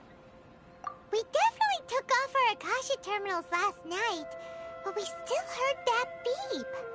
Why is that? But now we can at least confirm one thing. The Akasha definitely has something to do with whatever's trapping us in this cycle. Oh, Paimon doesn't get it. Why would the Akasha go this far if all it wants is everybody's wisdom? It's extremely difficult for lab rats in an experiment to understand why they're being treated the way they are.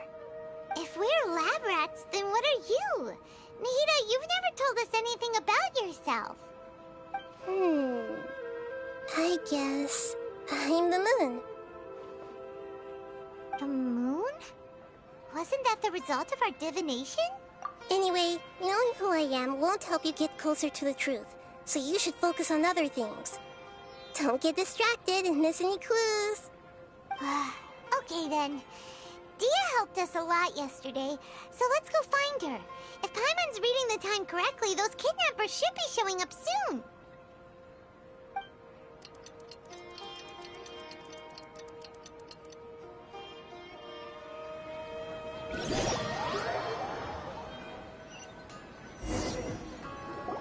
Ah, there you are. I've already taken care of those kidnappers. My lady, did you get hurt? Dia? What's wrong? Why are you both gawking at me like that? You didn't get hurt this time.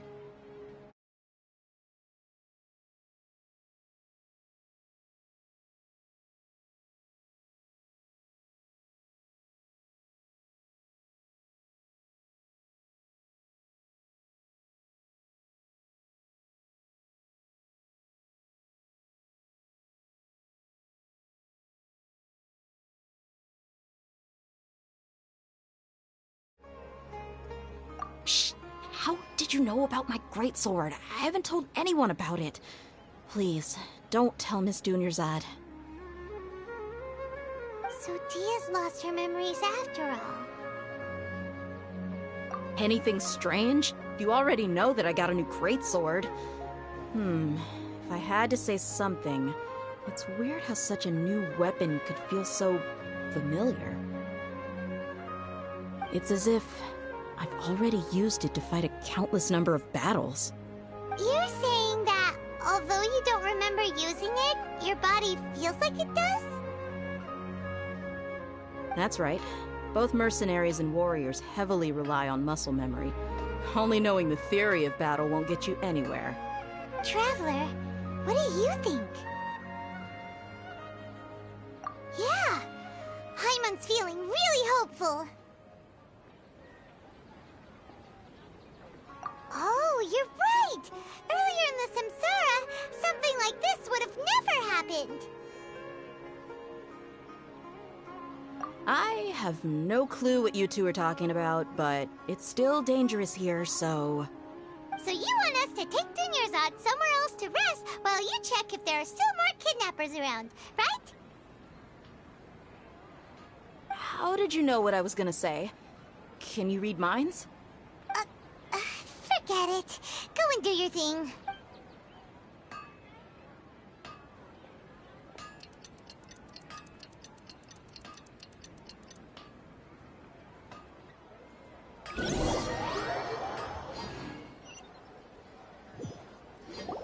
Whew. It's finally nighttime. Aside from Dia not getting injured, everything seems to have stayed the same. Listen, Nahida, we found out that Dia got out just fine today, even though she got injured every other time she fought the kidnappers. Do you think the Samsara has been broken? Have we saved Dunyarzad? Really? Good job on all that progress. Get some good sleep tonight. Hey, what kind of an answer is that?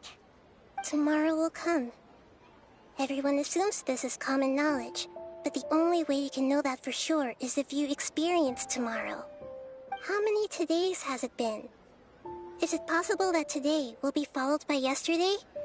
Does tomorrow truly exist as anything beyond a made-up concept? It's even possible that this entire world is a lie, and the history of the whole world has just been one endless Sub-Zero's festival. Okay, no more. Paimon's brain is already shut down. That's why it makes no sense to waste your energy thinking about things you will learn tomorrow. Get some good rest. You know, use the bathroom and flush your anxiety dookie away. Huh? Hold on, what did you just say? Did Paimon hear you correctly? Huh? People always say they feel a sense of relief after they take a duk-duk. That's why I suggested you could try that. Is that so strange? It's so strange and so against common sense that Paimon's at a loss for words. You were sounding kind of smart just a minute ago.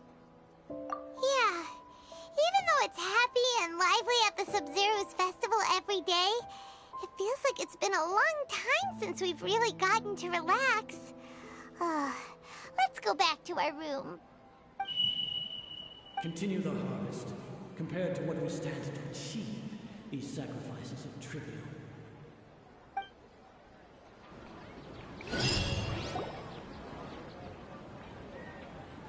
We're still in the same day! Nahida, you already knew last night that we didn't break out of the Samsara? Why did you tell us? Would there have been a point? You would have spent the night with new worries, with tomorrow still out of reach. In that case, you might as well rest within that brief moment of hope. An opportunity like that doesn't come by often, and I thought it might help you clear your minds. Paimon thought the Duke did that!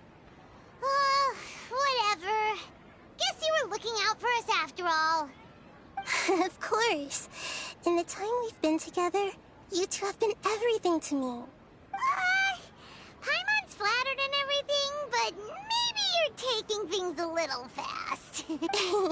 What I mean is, even though I had asked you to solve this puzzle, you two are still the only ones who can see me and sense my presence. In other words, if you weren't here, I may as well not exist. That's why you two have been everything to me. Get it? Nahira's talking about confusing stuff again. Anyway, that's enough chit-chat. So, Traveler, did the new clues yesterday help you gain a new understanding of the situation? Huh? Why are you scrapping your previous theory? Oh, yeah! You're right! Gosh, how did we not notice that? In a simple time loop, people's physical conditions should also reset. So, what's your new hypothesis?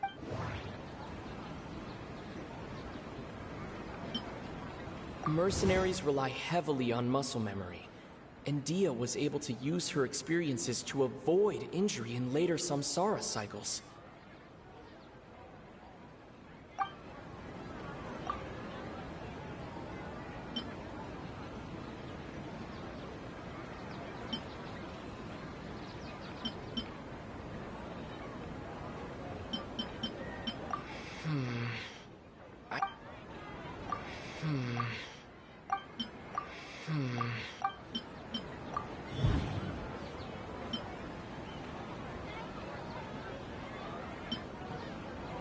That doesn't sound right. Mercenaries rely heavily on the moon, illusions.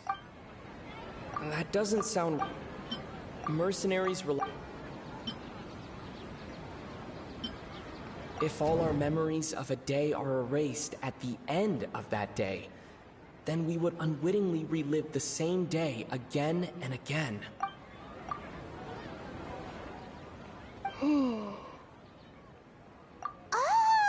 Then the beep we hear every night could just be indicating the deletion of our memories! That's why, when we wake up, everyone thinks the Sub-Zero's festival hasn't happened yet! It's already the next day, but everyone still thinks it's the day before! But muscle memory can't be erased. That's why Dia has been getting better at using her greatsword. Now everything makes sense! A brilliant deduction. Nahida, tell us if we're right or wrong. To put it simply, it's as if you've mistaken a pyro crystal fly for a firefly in the night. You lost sight of its true nature because you focused too much on your perception that it glows. That isn't simple at all!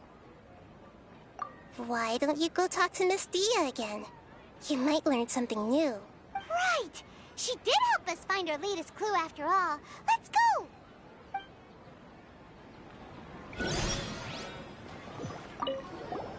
We don't have many more festivals to waste. Hurry and find the truth.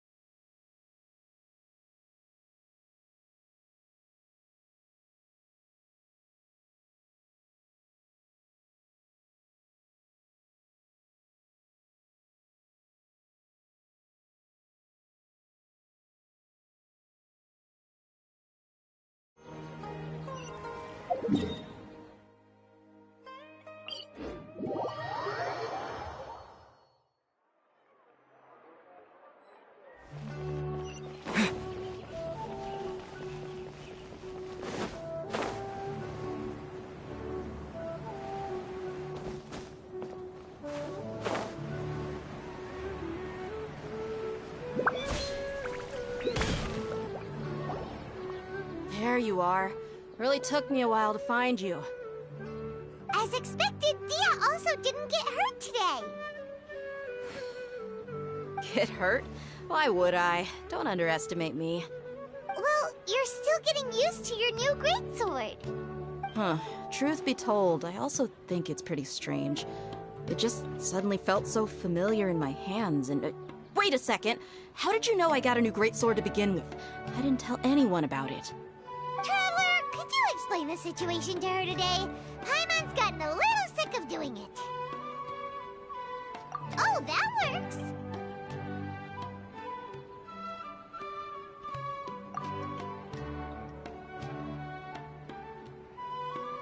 What happened to you guys while I was gone?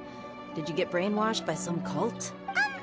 Don't think too hard about it. Just take what we're saying at face value. Alright then, let me get this straight. You're telling me that my body's already gotten used to this great sword, but my brain just doesn't remember it?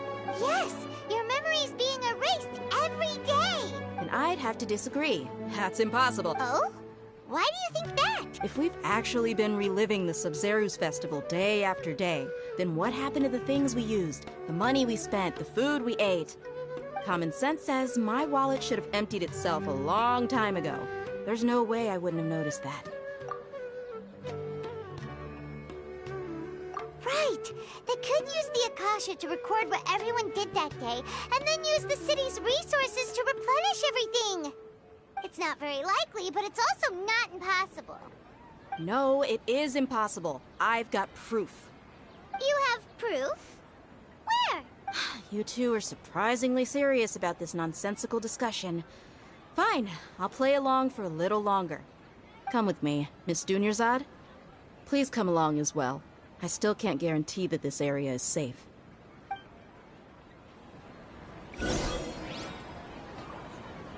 can't believe it's Dia who wants to show us something this time. 2 days ago, we were the ones taking her to see Dunyarzad.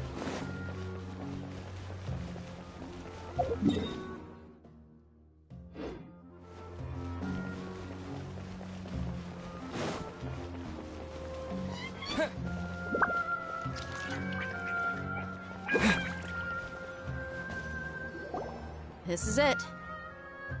Huh? This is a wooden training dummy. What about it? See those marks on the dummy? Those are the result of several days' worth of practice. Let's say the sages didn't replace it every day. Shouldn't it be hacked to pieces by now? That's true, but what if they did? Then the sages would have had to reproduce every mark I left during previous training sessions. I'm a professional fighter. My martial school has always emphasized the importance of refined control. The force, angle, and entry point of each strike is calculated and deliberate. That's why I remember every mark on the dummy, as well as my state of mind as I made each strike.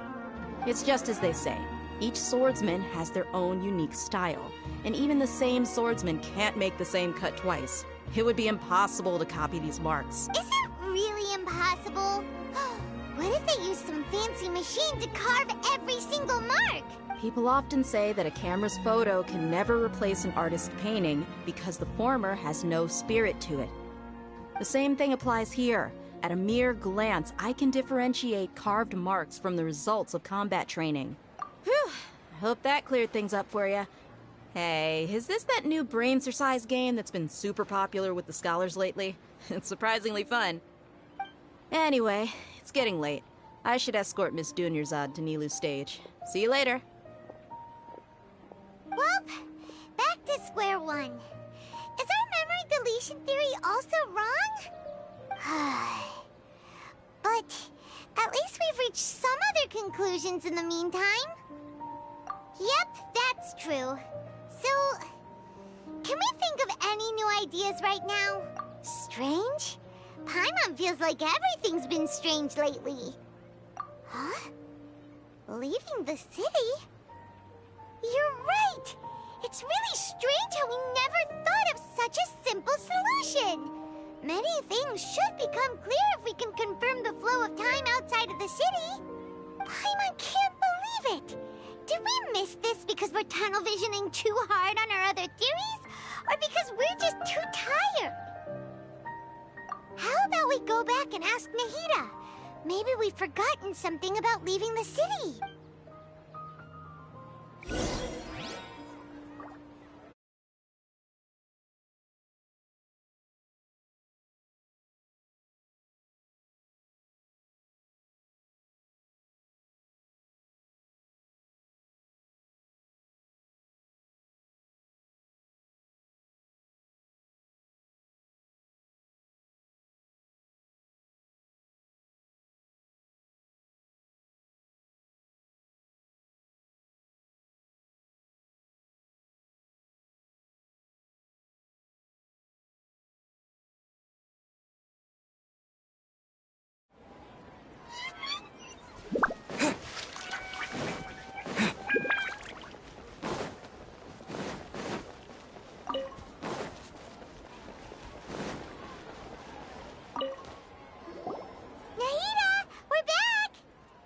back early today.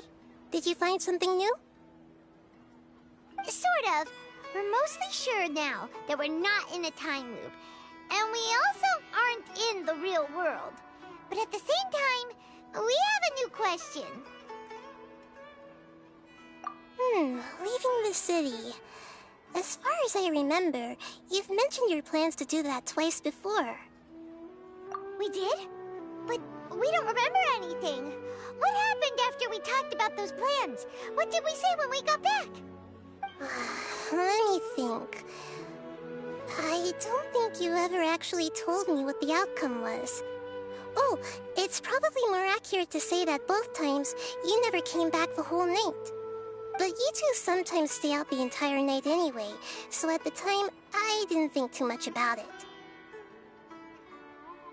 It is true that sometimes we lose track of time during our investigations. Before we know it, it'll already be the next day. But still, neither of us remember anything about leaving town. Really? That's kinda strange. In theory, I should have already awakened all your memories. Yep, something here's definitely fishy. Let's get to the bottom of this tomorrow.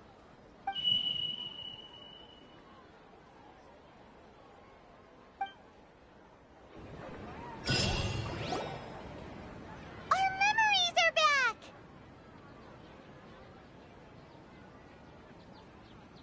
About that... Well, where should Paimon begin?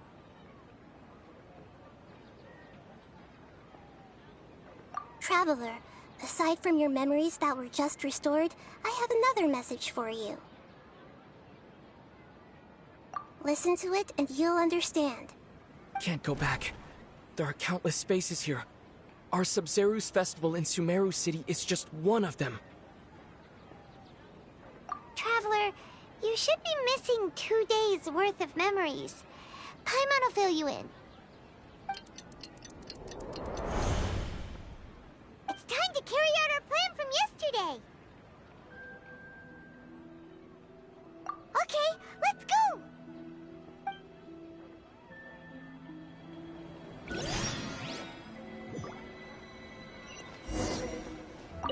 We don't have many more festivals to waste. Hurry and...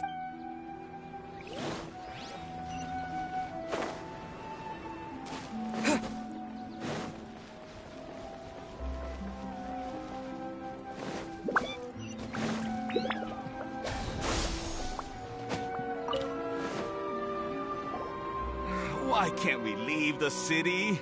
What is the Academia up to now? Don't ask me. It's not like I can tell you anything. This is a direct order from the Grand Sage. Just wait until tomorrow. I have a real emergency. My goods have already arrived at Port Ormos. If I don't hurry, they'll be stolen. That's your problem. Make sure you make a request in advance next time. But it's not like you can just predict business matters in advance. It looks like the Academia already announced a lockdown for Sumeru City today. How completely unsurprising.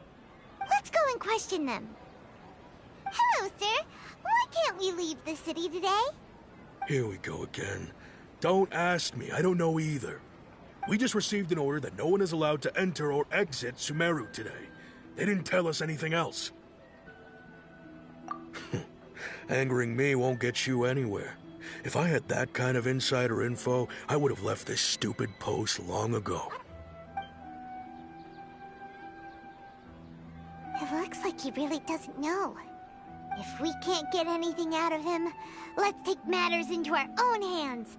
Why don't we climb over the walls? Those guards can't be everywhere at once. This is a good spot, and the guard hasn't noticed us at all. Let's hurry! Huh? Why? Are you going to leave Paimon behind? But what if things get really weird out there and you get into some trouble? Then Paimon won't be able to help you. Oh, Paimon knows that Paimon can't do much, but we've always been together. either, haven't we?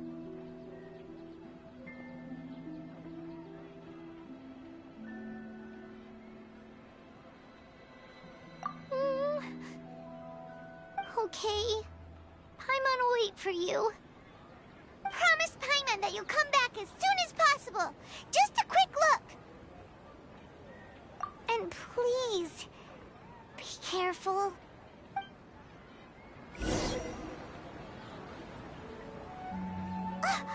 Memories! Traveler!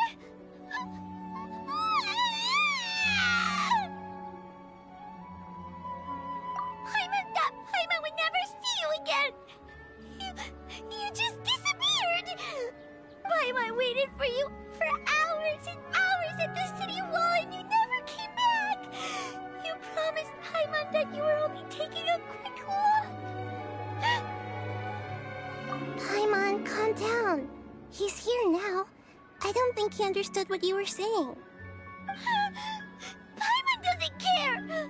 Paimon wanted to go look for you, but you also said that Paimon should stay!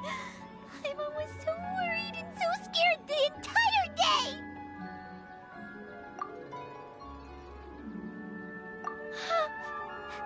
Okay. Paimon will forgive you. The most important thing is that you didn't actually disappear.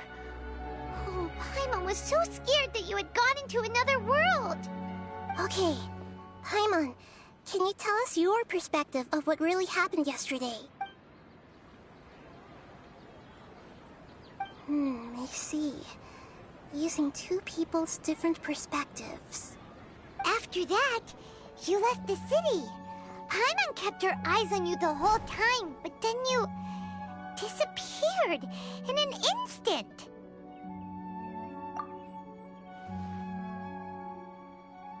No way! Paimon was watching you with the fullest attention! What's your perspective, Traveler? You sure you don't have any memory of this? I guess that explains everything. You also lost your memories the last 2 times you tried to leave the city. Those days' memories can't be awoken. So, if we leave the city, our memories will be completely erased?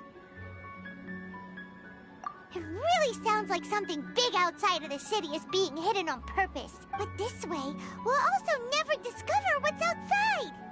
Something like a message? But how can we send it back? Don't look at me like that. I'm not used to being stared at. Well... Okay. You want something that can pass on messages, right? Give me some time and take care of Dunyarzad for me. Yep! Now we're talking!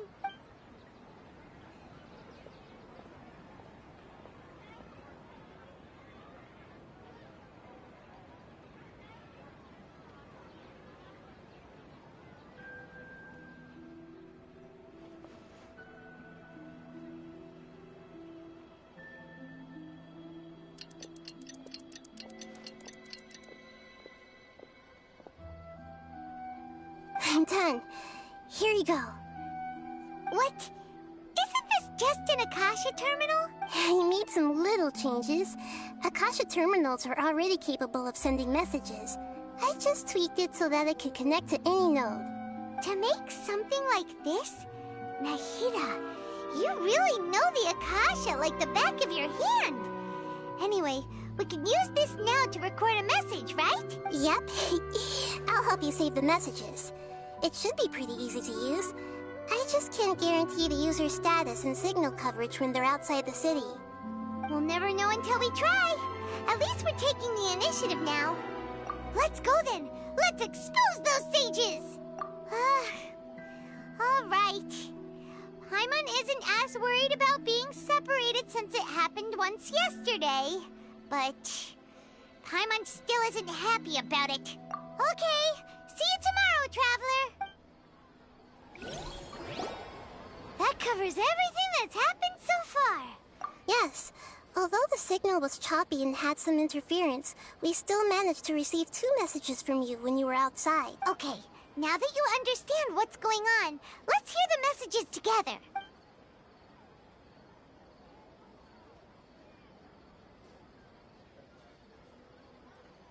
Can't go back. There are countless spaces here. Our Sub-Zeru's festival in Sumeru City is just one of them. I've entered another space. Before me are flowing sandstone and howling fish. Impossible and surreal sights. All these spaces are empty except for the occasional ones that contain mute puppets rather than people. I can't sense any human presence.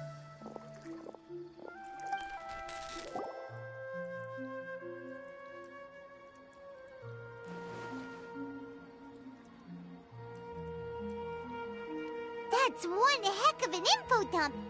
It sounds like you left the Sumeru city space when you set foot outside of the walls.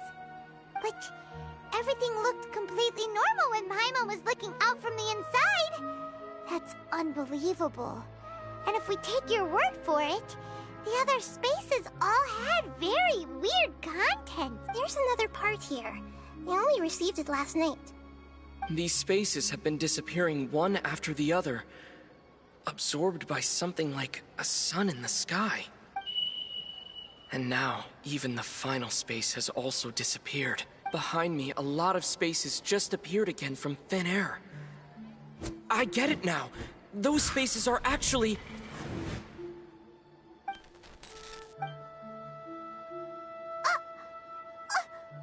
Why did the message end right there? What did the Traveler want to say? What are those spaces? Probably because yesterday just happened to end at that moment. Oh, right.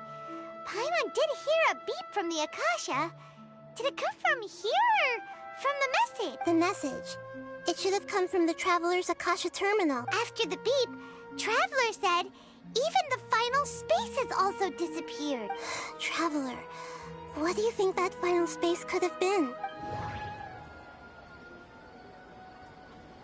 All the bizarre spaces I saw outside the city had one thing in common. A lack of human presence. That doesn't sound right. I need to carefully think things through. My impression is that each day in this samsara only ends at the sound of that beep from the Akasha. Oh, so that's what it is! After the sound of the beep, the final space, the Sub-Zeru's festival, also disappears, and we're taken to the next day.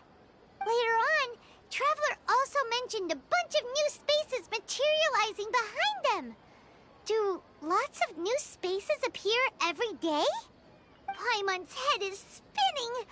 Just what are these spaces anyhow? Well, consider this. For all the horrors of the Archon War, at its heart, it was just a game where a bunch of gods fought over 7 seats. So no matter how strange or spooky things may look on the surface, maybe all they point to in the end is a small and simple secret. Wow, the Archon War, huh? That's an analogy and a half.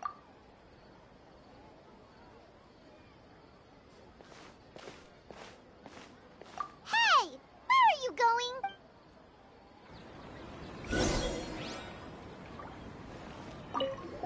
Well, consider this. For all the horrors of the Archon War, at its heart, it was just a game where a bunch of gods fought over 7 seats. So no matter how strange or spooky things may look on the surface, maybe all they point to in the end is a small and simple secret.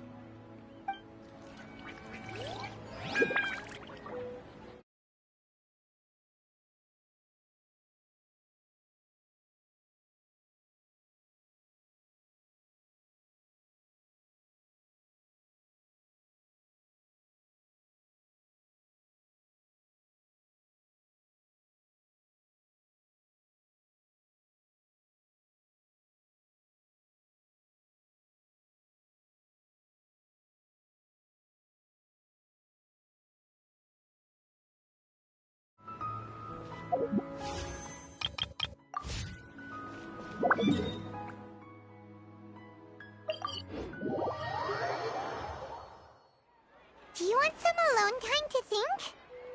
Alright then, Paimon won't disturb you.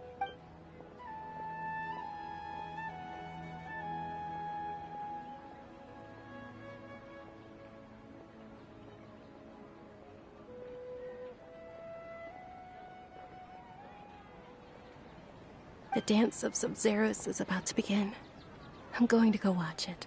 Okay. Why don't you go ahead, Dunyarzad? We still have some other stuff to do first. Okay then. See you later. Have you figured it out yet, Traveler? Time is ticking away! Awesome! What is it? Paimon wants to know! Oh, wait, no. Let's meet up with Nahida first. You can tell us both together.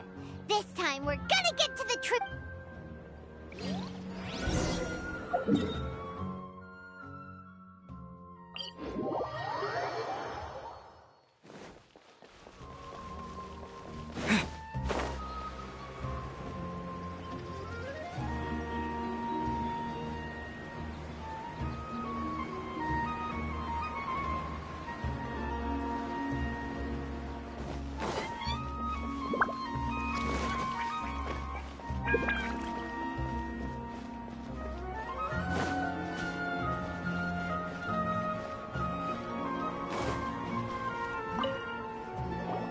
You're back! I've been waiting forever for you two. Judging by the looks on your faces, are you ready to take your Sub-Zero's exam and graduate from the festival? Okay, first off, have you discovered the hidden truth?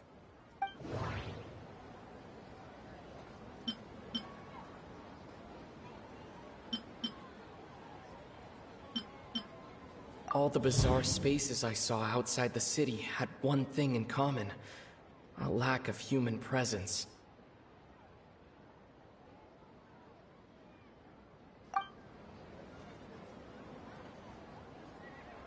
Those spaces remind me of dreams, like the one I had in the Avidia Forest, except these have no sign of human presence.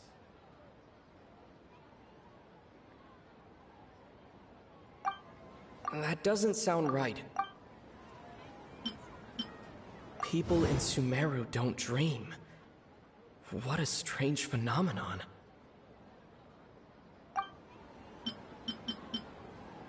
Okay, Nahida said the Akasha relies on the power of a gnosis to operate, as it is the manifestation of the God of Wisdom's power.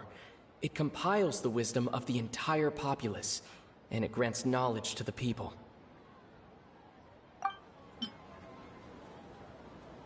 We've already experienced the Sub-Zero's festival many times, and the day of the festival seems to be in a perpetual samsara.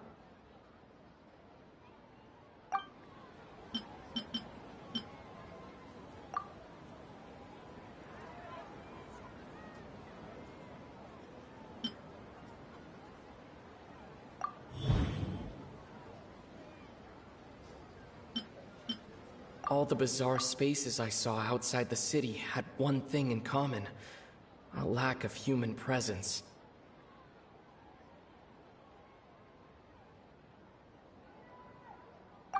That doesn't sound right. I need to carefully think things through.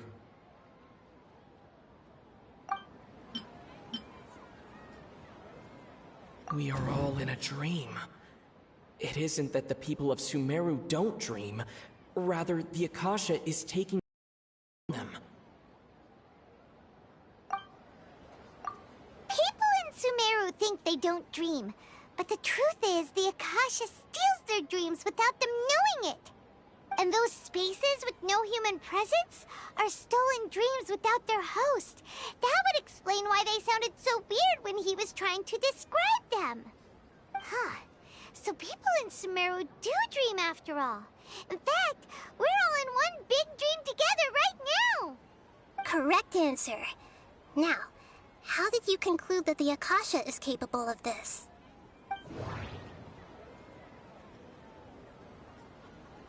The Akasha relies on the power of a gnosis to operate.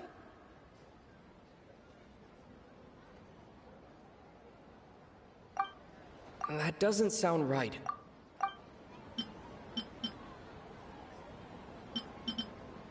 It is the manifestation of the God of Wisdom's power.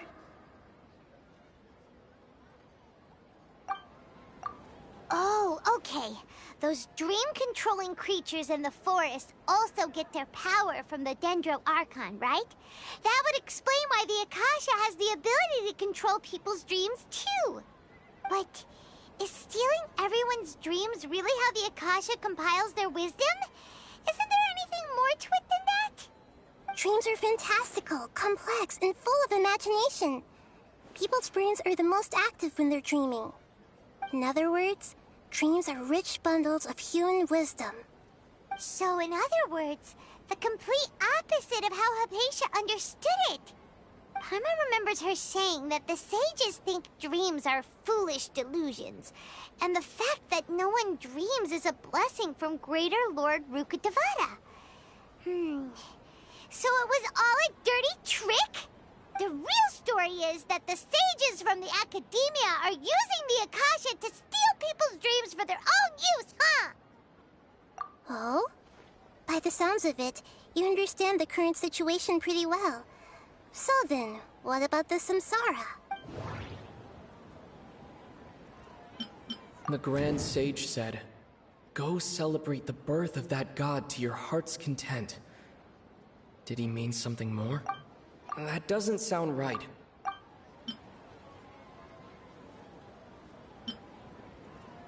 The beep is a prompt tone for Akasha operations.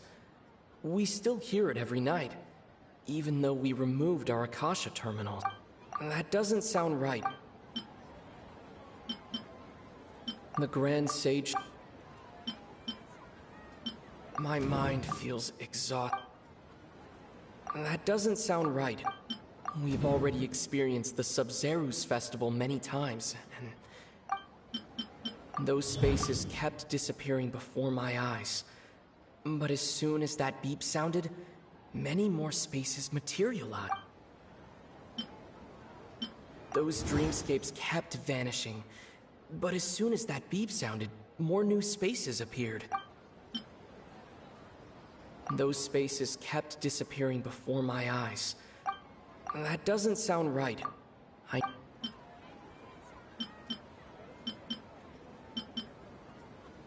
We've already experienced... That doesn't sound right.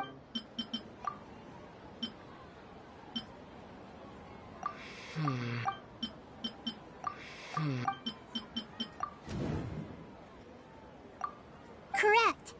The Akasha is keeping each person's brain in a constant dream state, but also separating their consciousness from their own dream. Their disembodied consciousness is placed inside the collective dream of the Sub-Zerus festival along with everyone else's, while their now vacant dreams are harvested by the Akasha. No one is any the wiser as another day passes in the dream, and so begins another samsara. People wake up to yet another dream about the Sub-Zerus festival. The dreams that belong to them are once again harvested by the Akasha. And so it continues. So, this is like a dream factory, and the Akasha is a dream harvesting machine. Did Paimon get that analogy right? Very good, Paimon. Using analogies well is an excellent habit to get into. Okay, so that beep we keep hearing is actually from our real-life Akasha terminals. Taking off our terminals in this dream doesn't do anything. All right, last question. Who am I? They say that alchemical divination is the Dendro Archon's divine revelation. So then, if Nahida has referred to herself as the moon...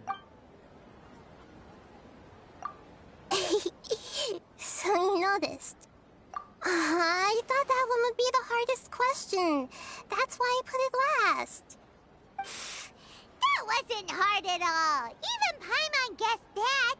Everything about you is different. We just didn't want to expose you is all. Now that you mention it, Nahida, you've been hinting to us since the very beginning. It's funny.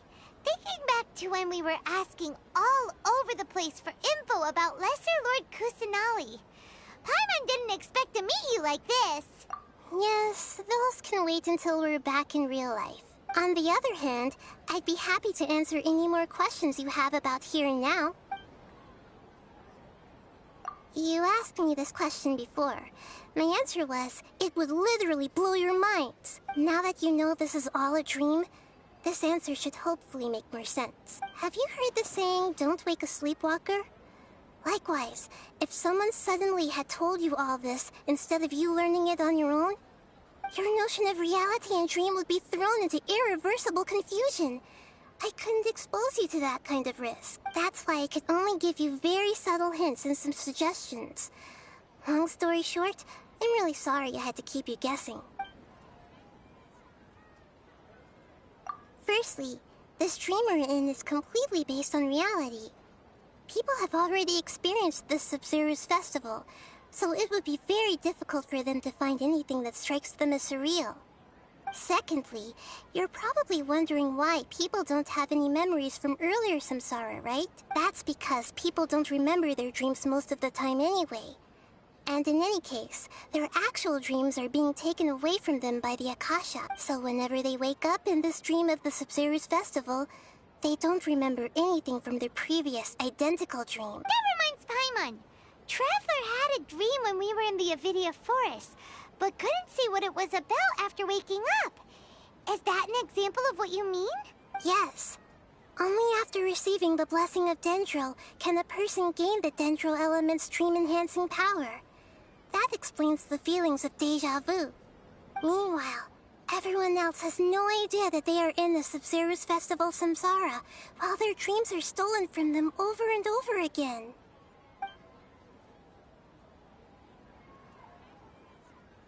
Can humans really keep dreaming forever like this? Will it ever end?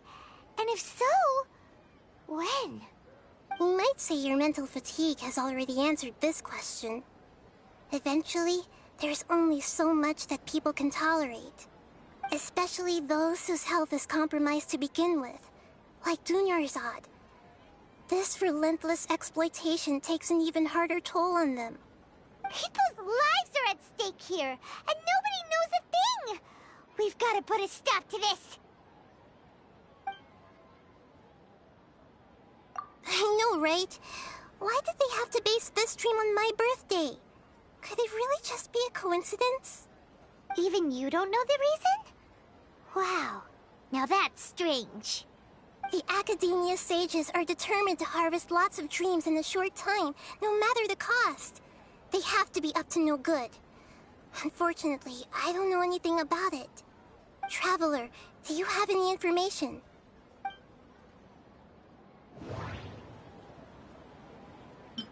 The Grand Sage said, "Go celebrate the birth of that god to your heart's content." Did he mean something more?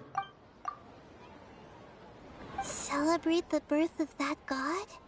Could it mean...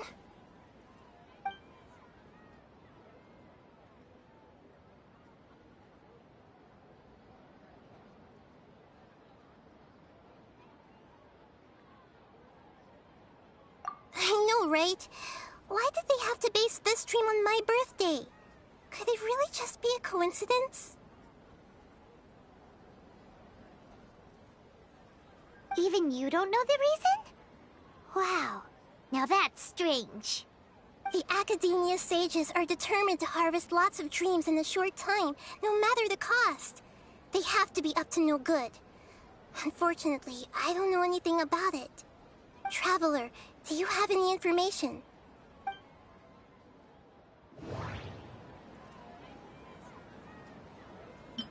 Okay, Nahida said the Akasha relies on the power of a gnosis to operate, as it is the manifestation of the God of Wisdom's power. It compiles the wisdom of the entire populace, and it grants knowledge to the people. That doesn't sound right. Those spaces remind me of... dreams. Like the one I had in the Avidia forest. Except these have no sign of human presence. That doesn't sound right. I need to carefully think things...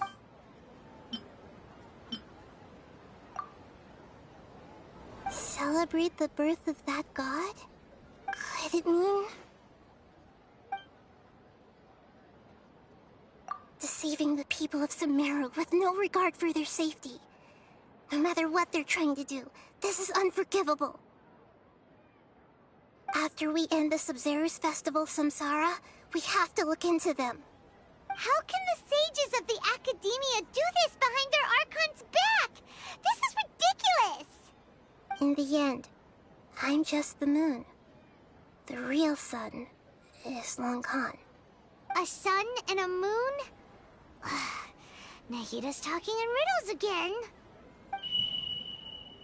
Oh, we're out of time today! I'll tell you how to break free of the Samsara tomorrow. See you then.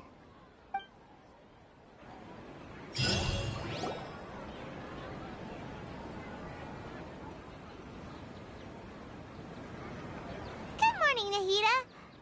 Wait. Now that Paimon remembers everything, should we instead say good morning, Lesser Lord Kusanali? Hey! What's wrong, Nahida? You don't look too good. I'm afraid that what you're thinking right now is correct. Did Dunyarzad already disappear? No way! Are we too late? The real Dunyarzad's consciousness has indeed disappeared. It can no longer endure the constant dream harvesting.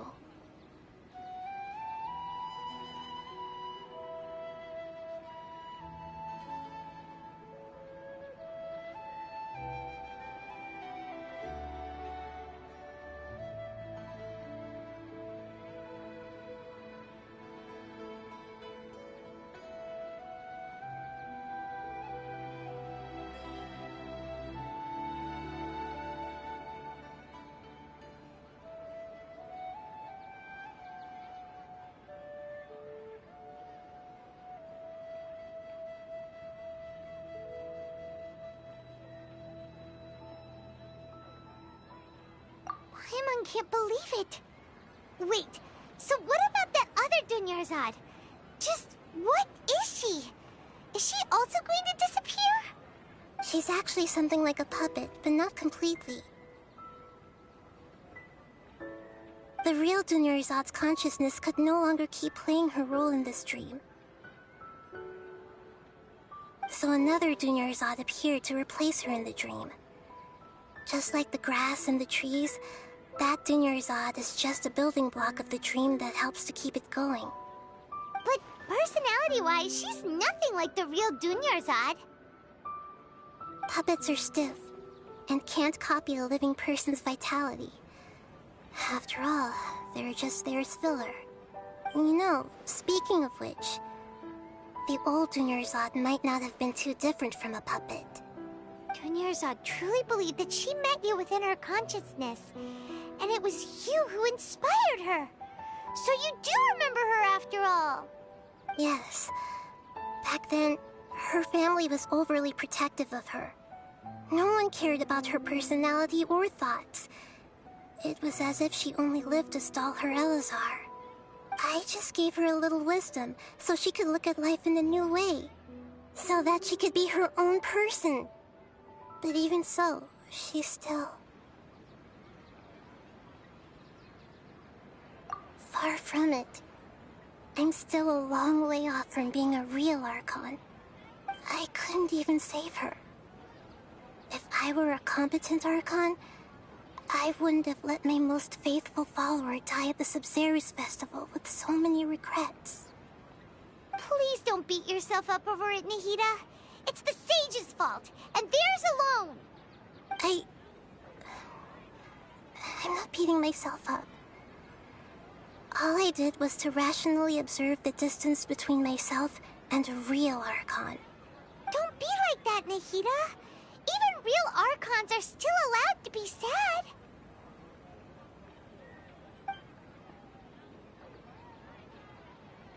To prevent more tragedies like this, we must end the Samsara as soon as possible. Great, but how do we do that? Although the Sub-Zero's festival dream is under the Akasha's control, only humans can dream. Even the Akasha is unable to create them. That means this dream belongs to a host who created it.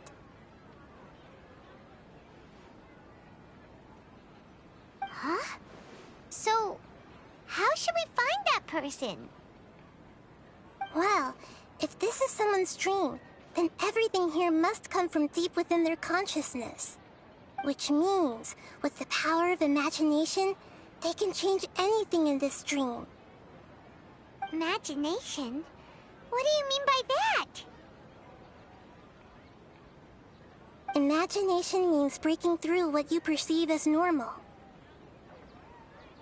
Like when a server at a tavern brings a plate to you, you'd naturally assume that food is on it.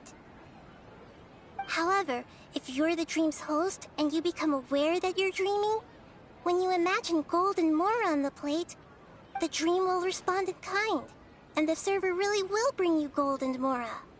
But right now, our host is unaware that this is a dream. No matter how many times they're served, it will always be food. Find some way to make that person realize that they're dreaming. Usually, once that happens, the person will wake up and the dream samsara will be broken. How are we going to find them, though? If it could be anyone, it'd be like looking for a needle in a haystack. And even if we did find them, how are we supposed to make them realize they're dreaming? After all, like you said, don't wake a sleepwalker. It's extremely difficult, yes. But the only ones who can do it are you two. Remember, everything you've achieved up to this point has all been for the sake of finding the host and ending the samsara. As for me, during this time, I'll be out of town. Out of town? Are you going to that place full of dreams where the Traveler went? Yes. I want to try something. There must still be a small wisp of possibility. Hurry and go. Dreams are supposed to be fantastical, romantic, and full of pleasant surprises. Unnecessary things like this samsara need to end. Paimon's still a little upset that we've come this far only for Dunyarzad to... She was such a good person, with such a simple wish. But fate was against her. Yeah. Saving Dunyarzad is what kept us going this whole time. But we mustn't lose hope, Traveler.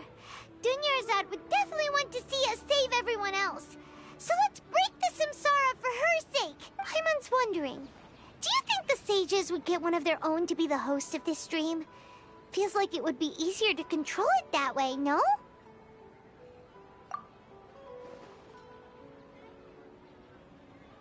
Huh. That's true. Plus, the sages probably weren't counting on there being other factors beyond their control, like Nahida and us. So, who do you think the host of the dream is? Oh, that would make sense. Ferris, the Knight of Flowers, is a symbol of the wholesome Zeru's festival, right? Pretty core character. Let's go ask him some questions, shall we?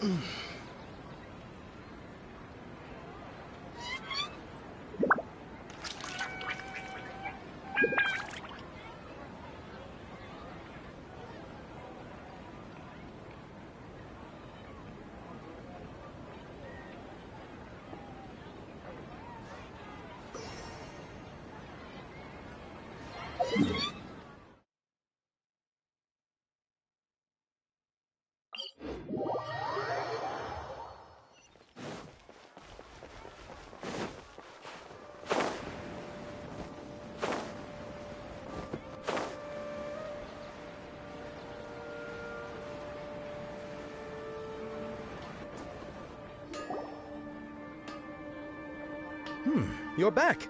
You left in a hurry last time. Is everything okay? Everything's fine, just, it's a little hard to explain. Would you mind taking part in a little experiment with us? An experiment? That came out of nowhere. I'm listening, though. What do you need me to do?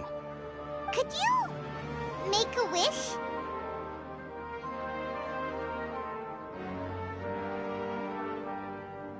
You want me to make a wish? Is that a new Sub-Zero's festival tradition or something? Less questions, more wishing! Okay. My wish. Okay. I'm a little nervous saying this out loud, but I want Miss Dunyarzad to be happy. Oh. I noticed earlier that she looked a bit down, and she wasn't really talking to anyone. She just doesn't seem like herself. She's always so gentle and kind, and all the kids love her. I've also wondered if the reason she asked me to be Fairest Knight of Flowers is because I'm special to her, or something. So, you have a crush on Dunyarzad? Oh, is it that obvious? After what I just said, I guess it is. When she placed the hat of the Knight of Flowers onto my head, she said to me, I want everyone to have a happy Sub-Zero's festival. What she didn't realize was that I'm not that interested in how everyone else feels. In that moment, I just wanted to be her Knight of Flowers for the rest of my life. 50 years, 100 years, I'll serve her till the end of time.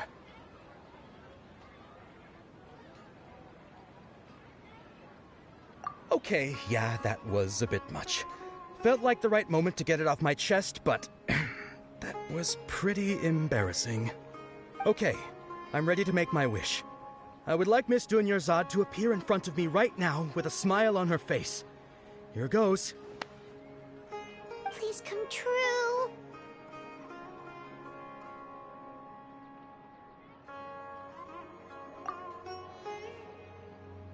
I'm gonna open my eyes. Oh,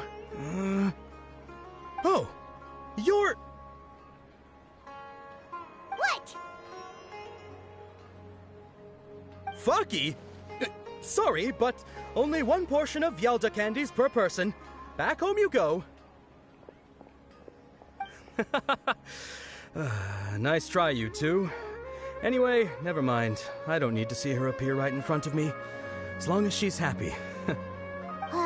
Guess he isn't the host of this dream after all. Should have expected it wouldn't be this easy.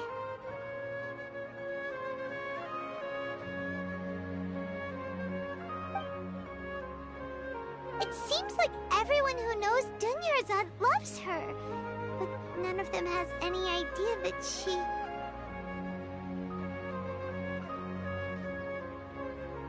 My lady, step back. That sounds like Dia! Oh, right. This is when Dunyarzad bumps into the kidnappers.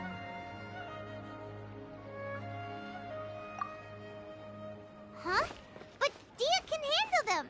Hey, Traveler!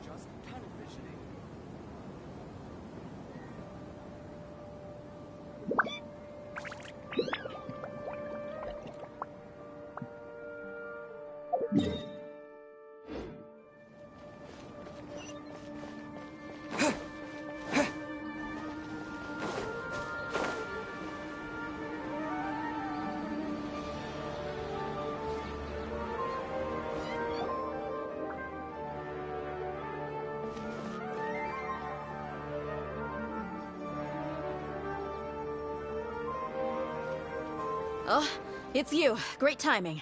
Please take... Hey, this is my job. The homie Yanni's pay me, not you. You... Fine, alright. Knock yourself out. Why are you so worked up anyway? It's not like I don't trust your fighting skills. Anyway, watch yourself.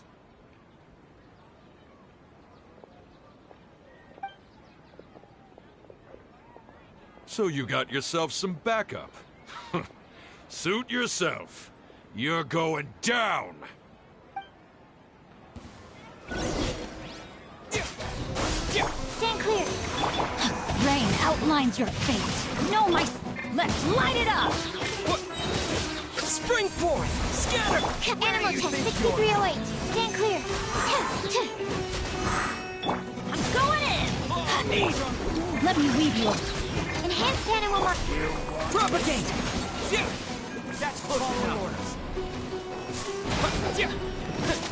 Animal test 6308. Stand clear. Traveler, were you just taking your anger out on those guys? You and Nahida both. Dunyarzad wouldn't want to see you two like this. Oh, and speaking of her, Paimon just remembered something. Remember how during the first Sub-Zero's festival, before the Samsara started, we came here with Dunyarzad because she wanted to pick something up? She said it was because she had forgotten something. Okay, so Paimon's memory is working so far. Anyway, Paimon also remembers that she is staying somewhere around here. She pointed it out to us the night before the Sub-Zero's festival. Yeah, even if it's only a tiny clue, it'll probably still help us more than this needle in a haystack search.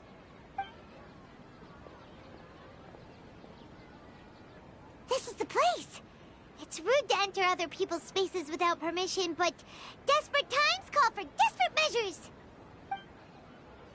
Hey, the windows are unlocked! Okay, Paimon's gonna take a peek inside.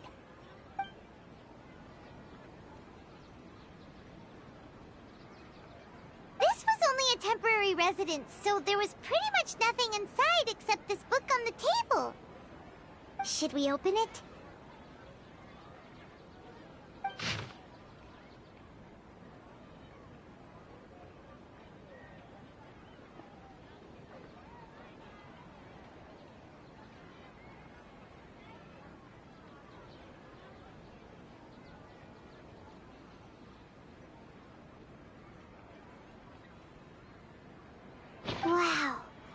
Dunyarzad wrote all of this. Sounds like she was always thinking of us even while we were away.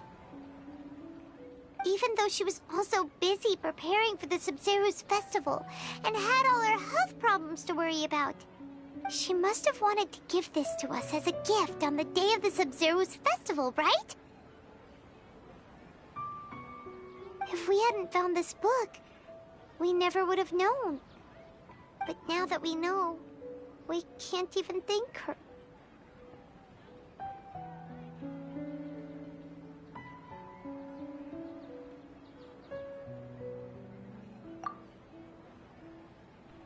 Hey! Where are you off to now?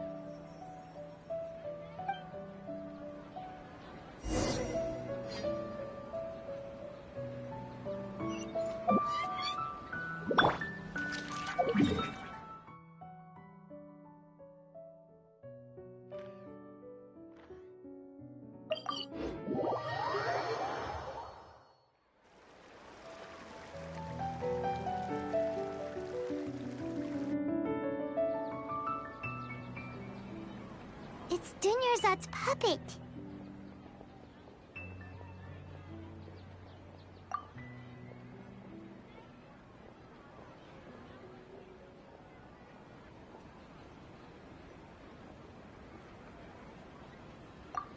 Traveler?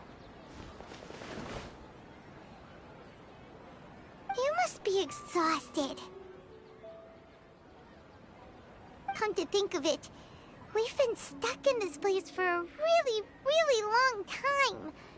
Heck, even the last time we were chatting happily with Dunyarzad feels like an eternity ago.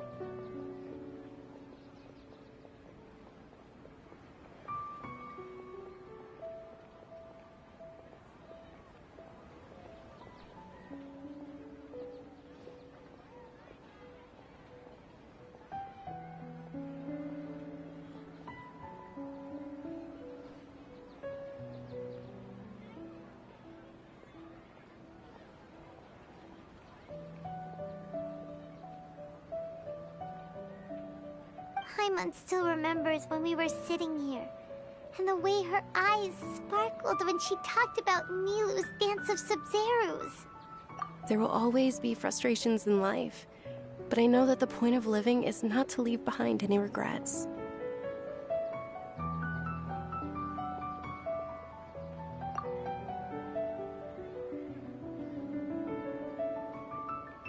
That was what the real Dunyarzad said, wasn't it?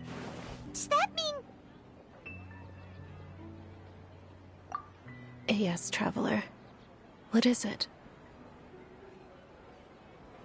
Oh, so she's still just a puppet. But just now, how come... What? Where are we going this time?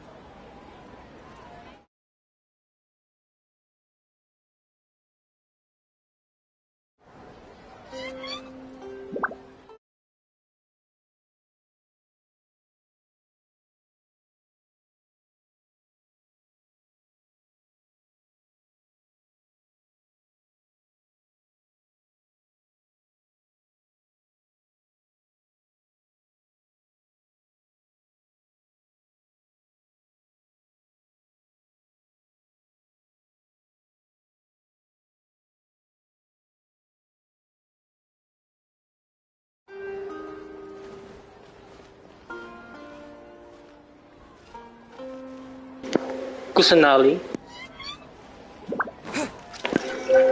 The Dendro Arcanine is the moon.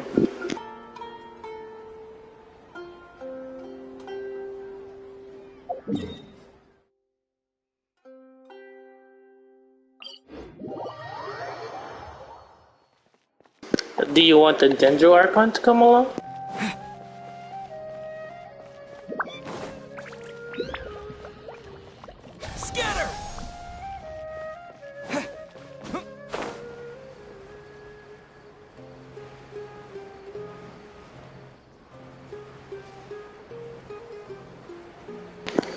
Well, if you played this quest earlier with the cutscenes, Kusanali just revealed she is the Dendro Archon.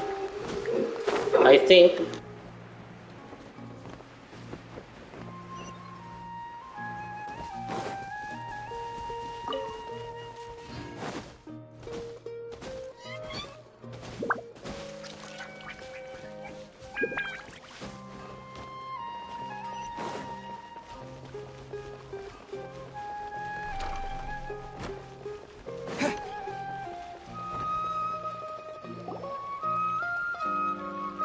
If you continue to resist, we will have to order an investigation into every single event organizer. The Grand Sage has already granted you much leniency. I advise that you exercise tact. How did things turn out like this?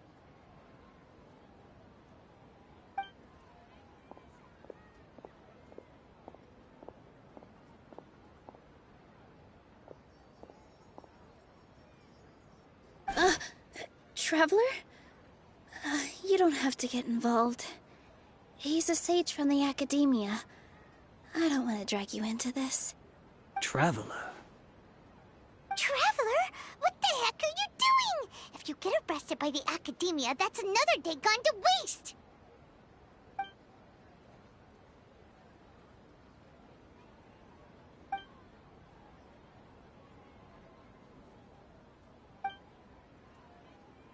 Wait, they're not reacting. Have they been scared stiff? Oh, of course! If this is the Sage's plan, they wouldn't put themselves through this. So they're just substitutes. What is this? What happened to the Grand Sage and his entourage?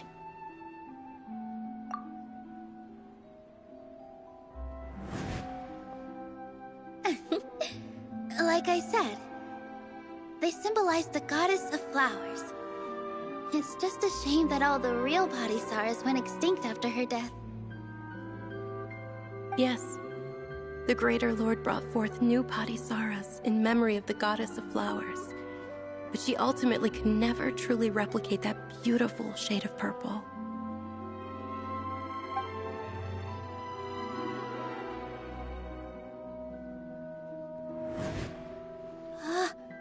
That beautiful shade of purple. Aren't these flowers real Padisaras? Just like the ones from the legend? I didn't even notice. Dunyarzad, did you find these? But didn't you just say all the real flowers went extinct after the goddess of flowers passed away? So, Al? Yeah. What's going on here? Huh? You guys are acting weird. But okay, I'll try.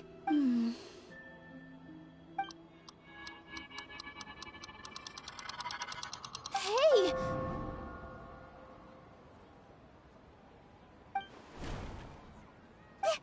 They disappeared! So Nilu's the host! What a surprise! Purple Padisaras don't exist in the real world anymore. But in Nilu's subconscious, they can appear as decorations on the stage. It's just like the example Nahida told us. People assume there will be food on a plate, and Nilu assumed there would be real Padisaras in the flower pots. So when you saw the flowers, you instantly knew it was Nilu? But if we want to end the samsara, we need the host to become aware that they're dreaming. How should we make Nilu realize that? Am I dreaming?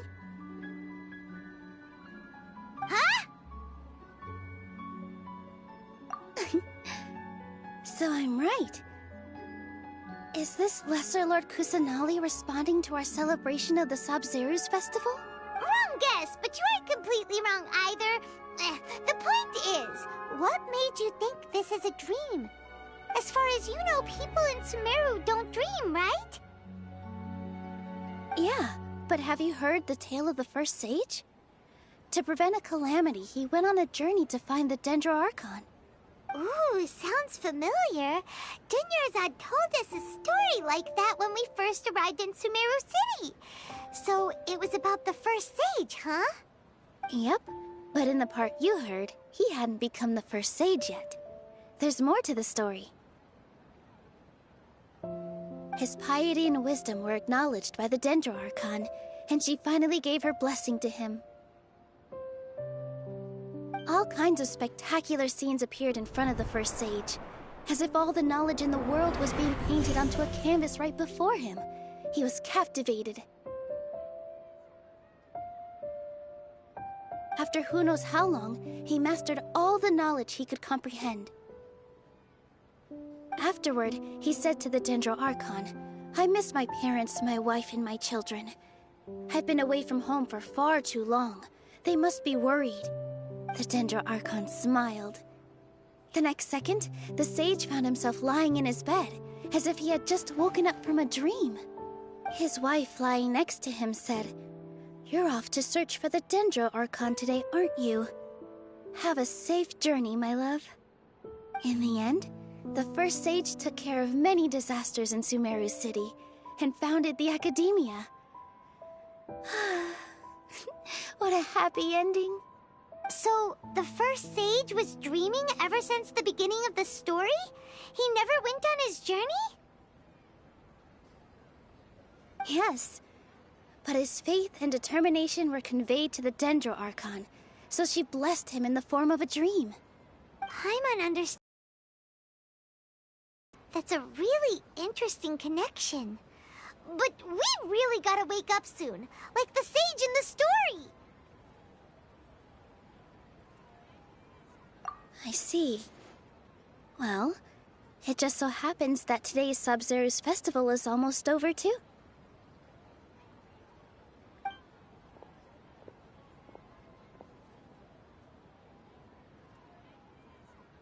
Since we're in a dream, let's make this final dance of Sub-Zero's as beautiful as we can.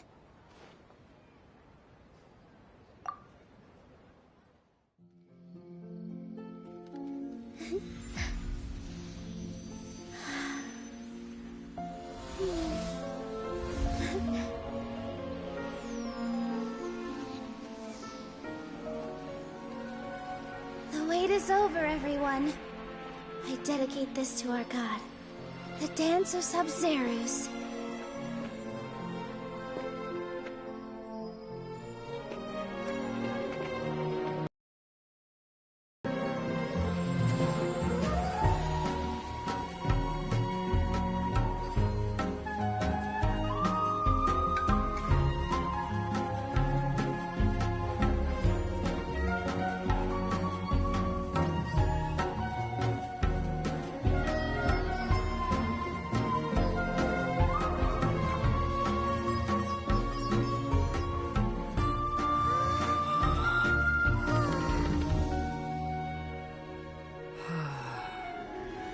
I'd be lying if I said I had no regrets. I would have loved to see Nilou's dance.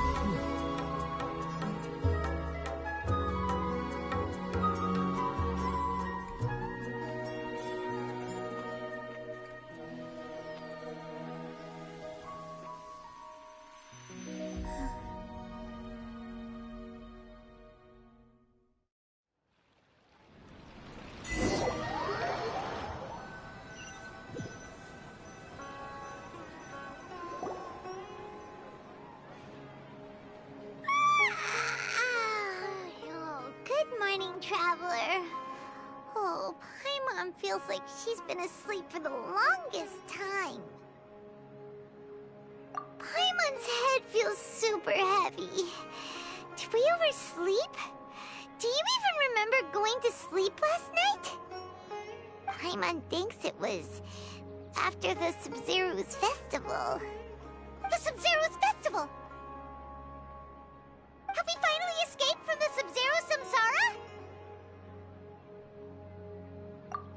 Take off your Akasha terminal!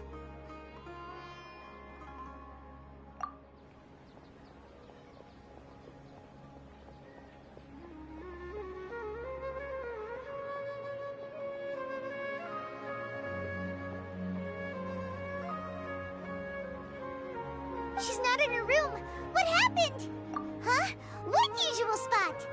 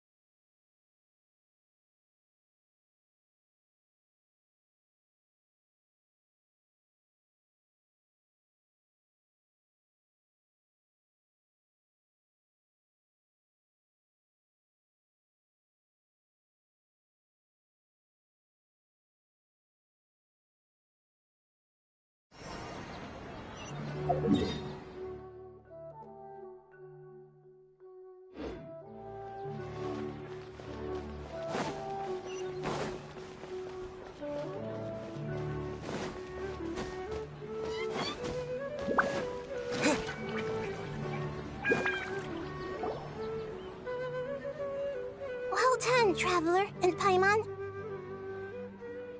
And thank you, Dunyarzad, for organizing the Sumeru's festival for me. I'm sorry, who are... Dunyarzad! You're okay! Oh, don't scare us like that! Oh, Traveler Paimon. I have something amazing to tell you. I just had a dream, and I saw Nilou performing the dance of Sumeru's.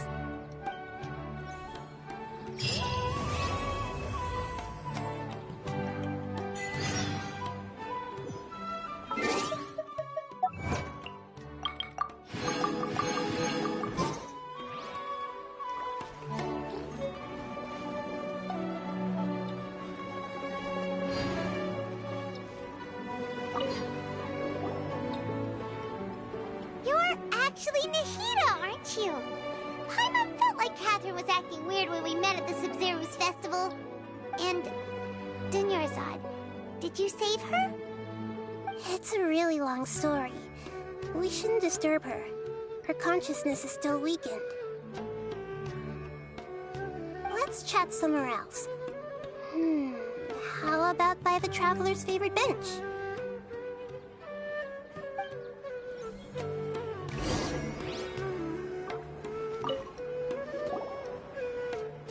What's going on? Why are you two so excited to see me? Hasn't it only been a night? It's actually been much longer than that. Oh? Strange. Was I really asleep that long? No wonder I have such a headache.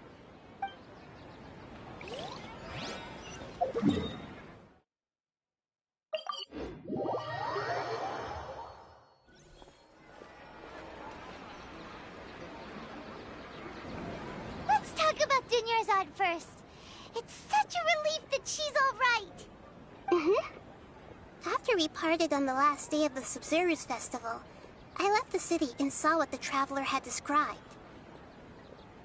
Among the countless dreams, I found one that was growing fainter and fainter.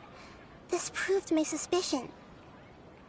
Once Dunyarzad could no longer bear the Akasha harvesting her dreams, her consciousness began to dissipate. But this also meant it escaped the Akasha's control. Such a small fragment of consciousness can't last for very long, though.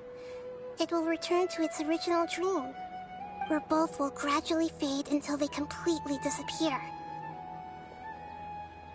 I used all the power I had to keep her dying dream alive as long as possible, but it still wouldn't have lasted for much longer if it hadn't been for you two breaking the samsara. So it looks like we did manage to save Dunyarzad in the end. And not a moment too soon.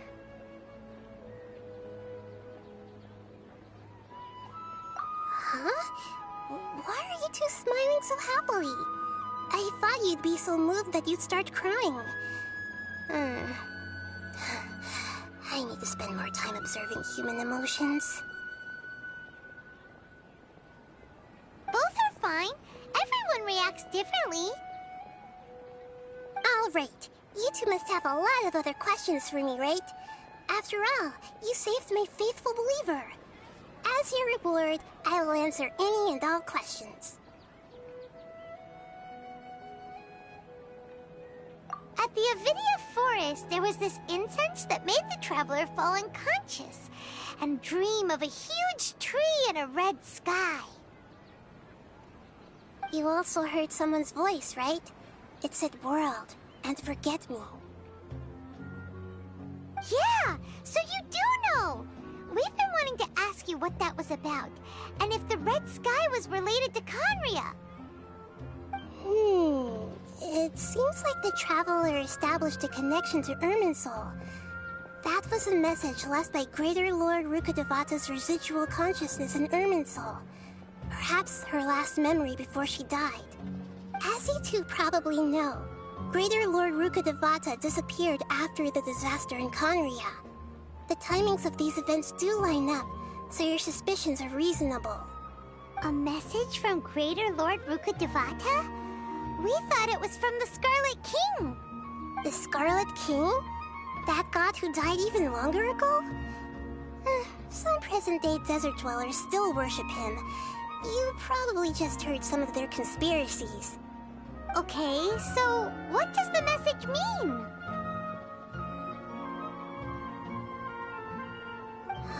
I still haven't managed to decipher it. Even the Akasha isn't currently capable of doing that.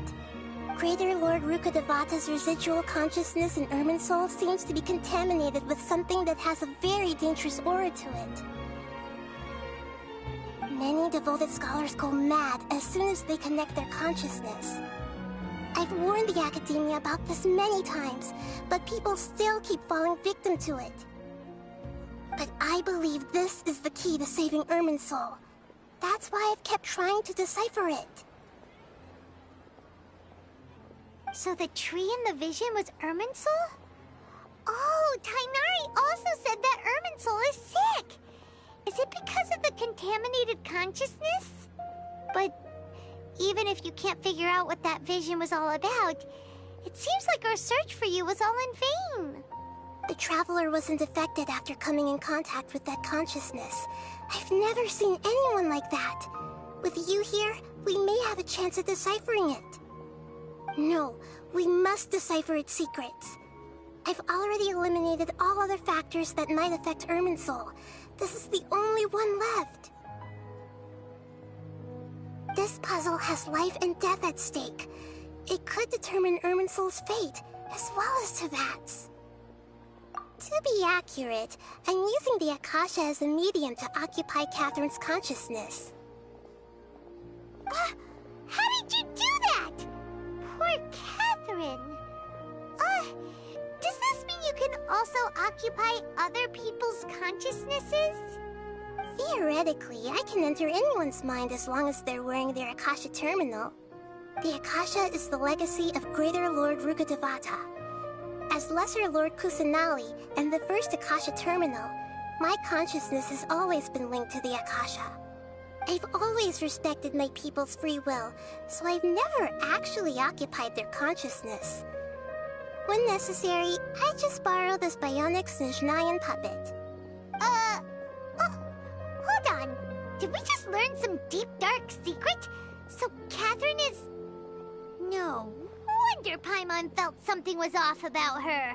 What about your own body? Why do you need to borrow other people's? Don't you live in the sanctuary of Surasthana? That story begins a long time ago. After Greater Lord Rukkhadevata disappeared, the sages found my newly born self and took me back to Sumeru. At that time, I was young and weak. The sages kept me in the sanctuary of Surasthana, ostensibly for the sake of protecting me. But I've hardly heard from them since.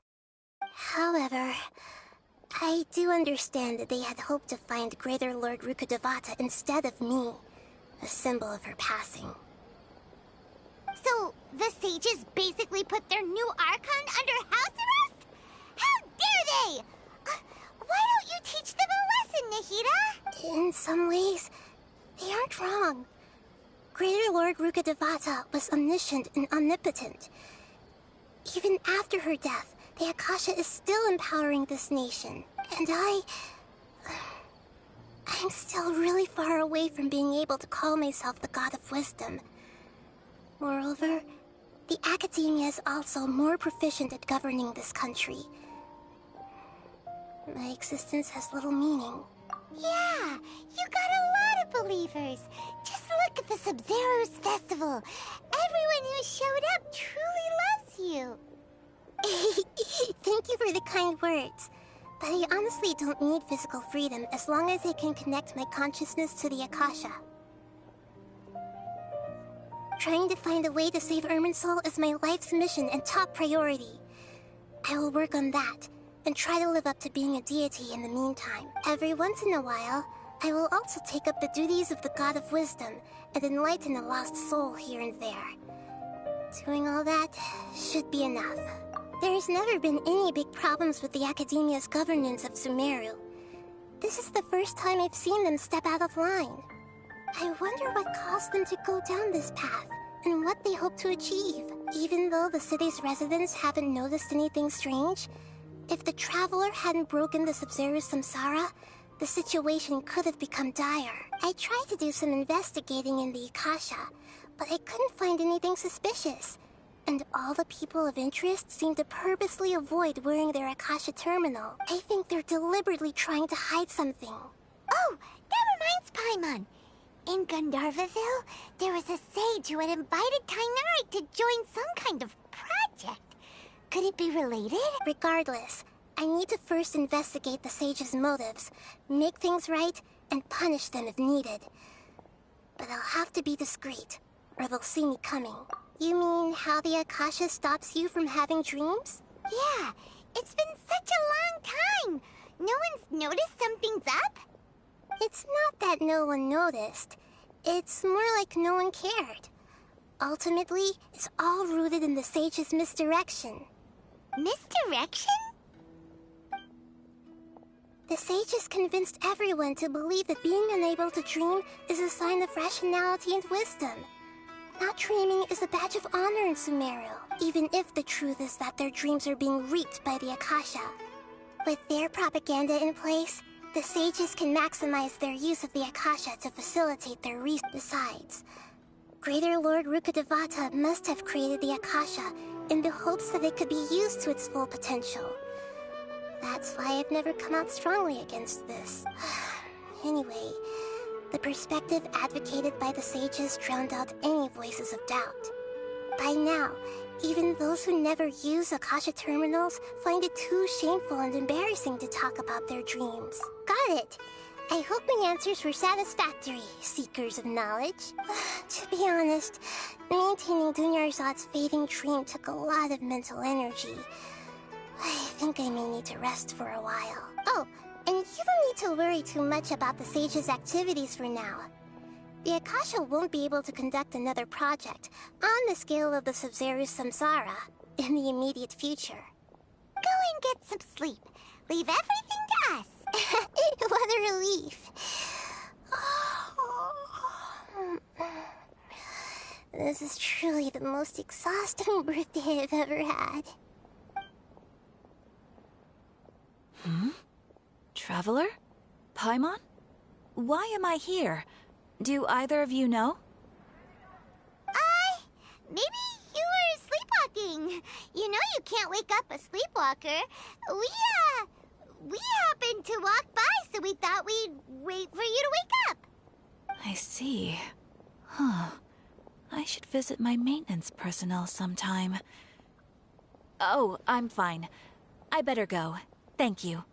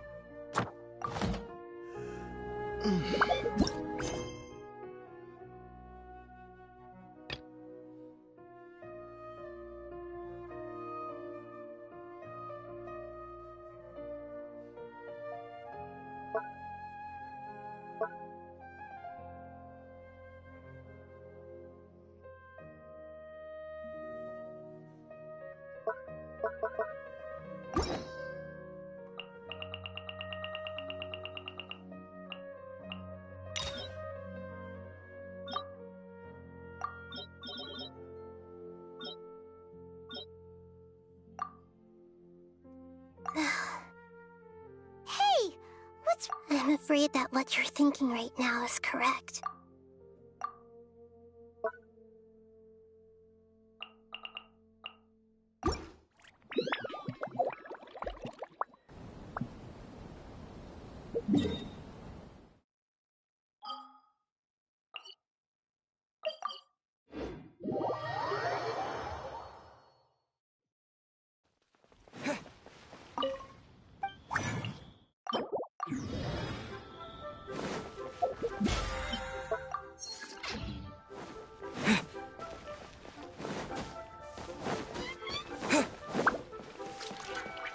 Dad asked...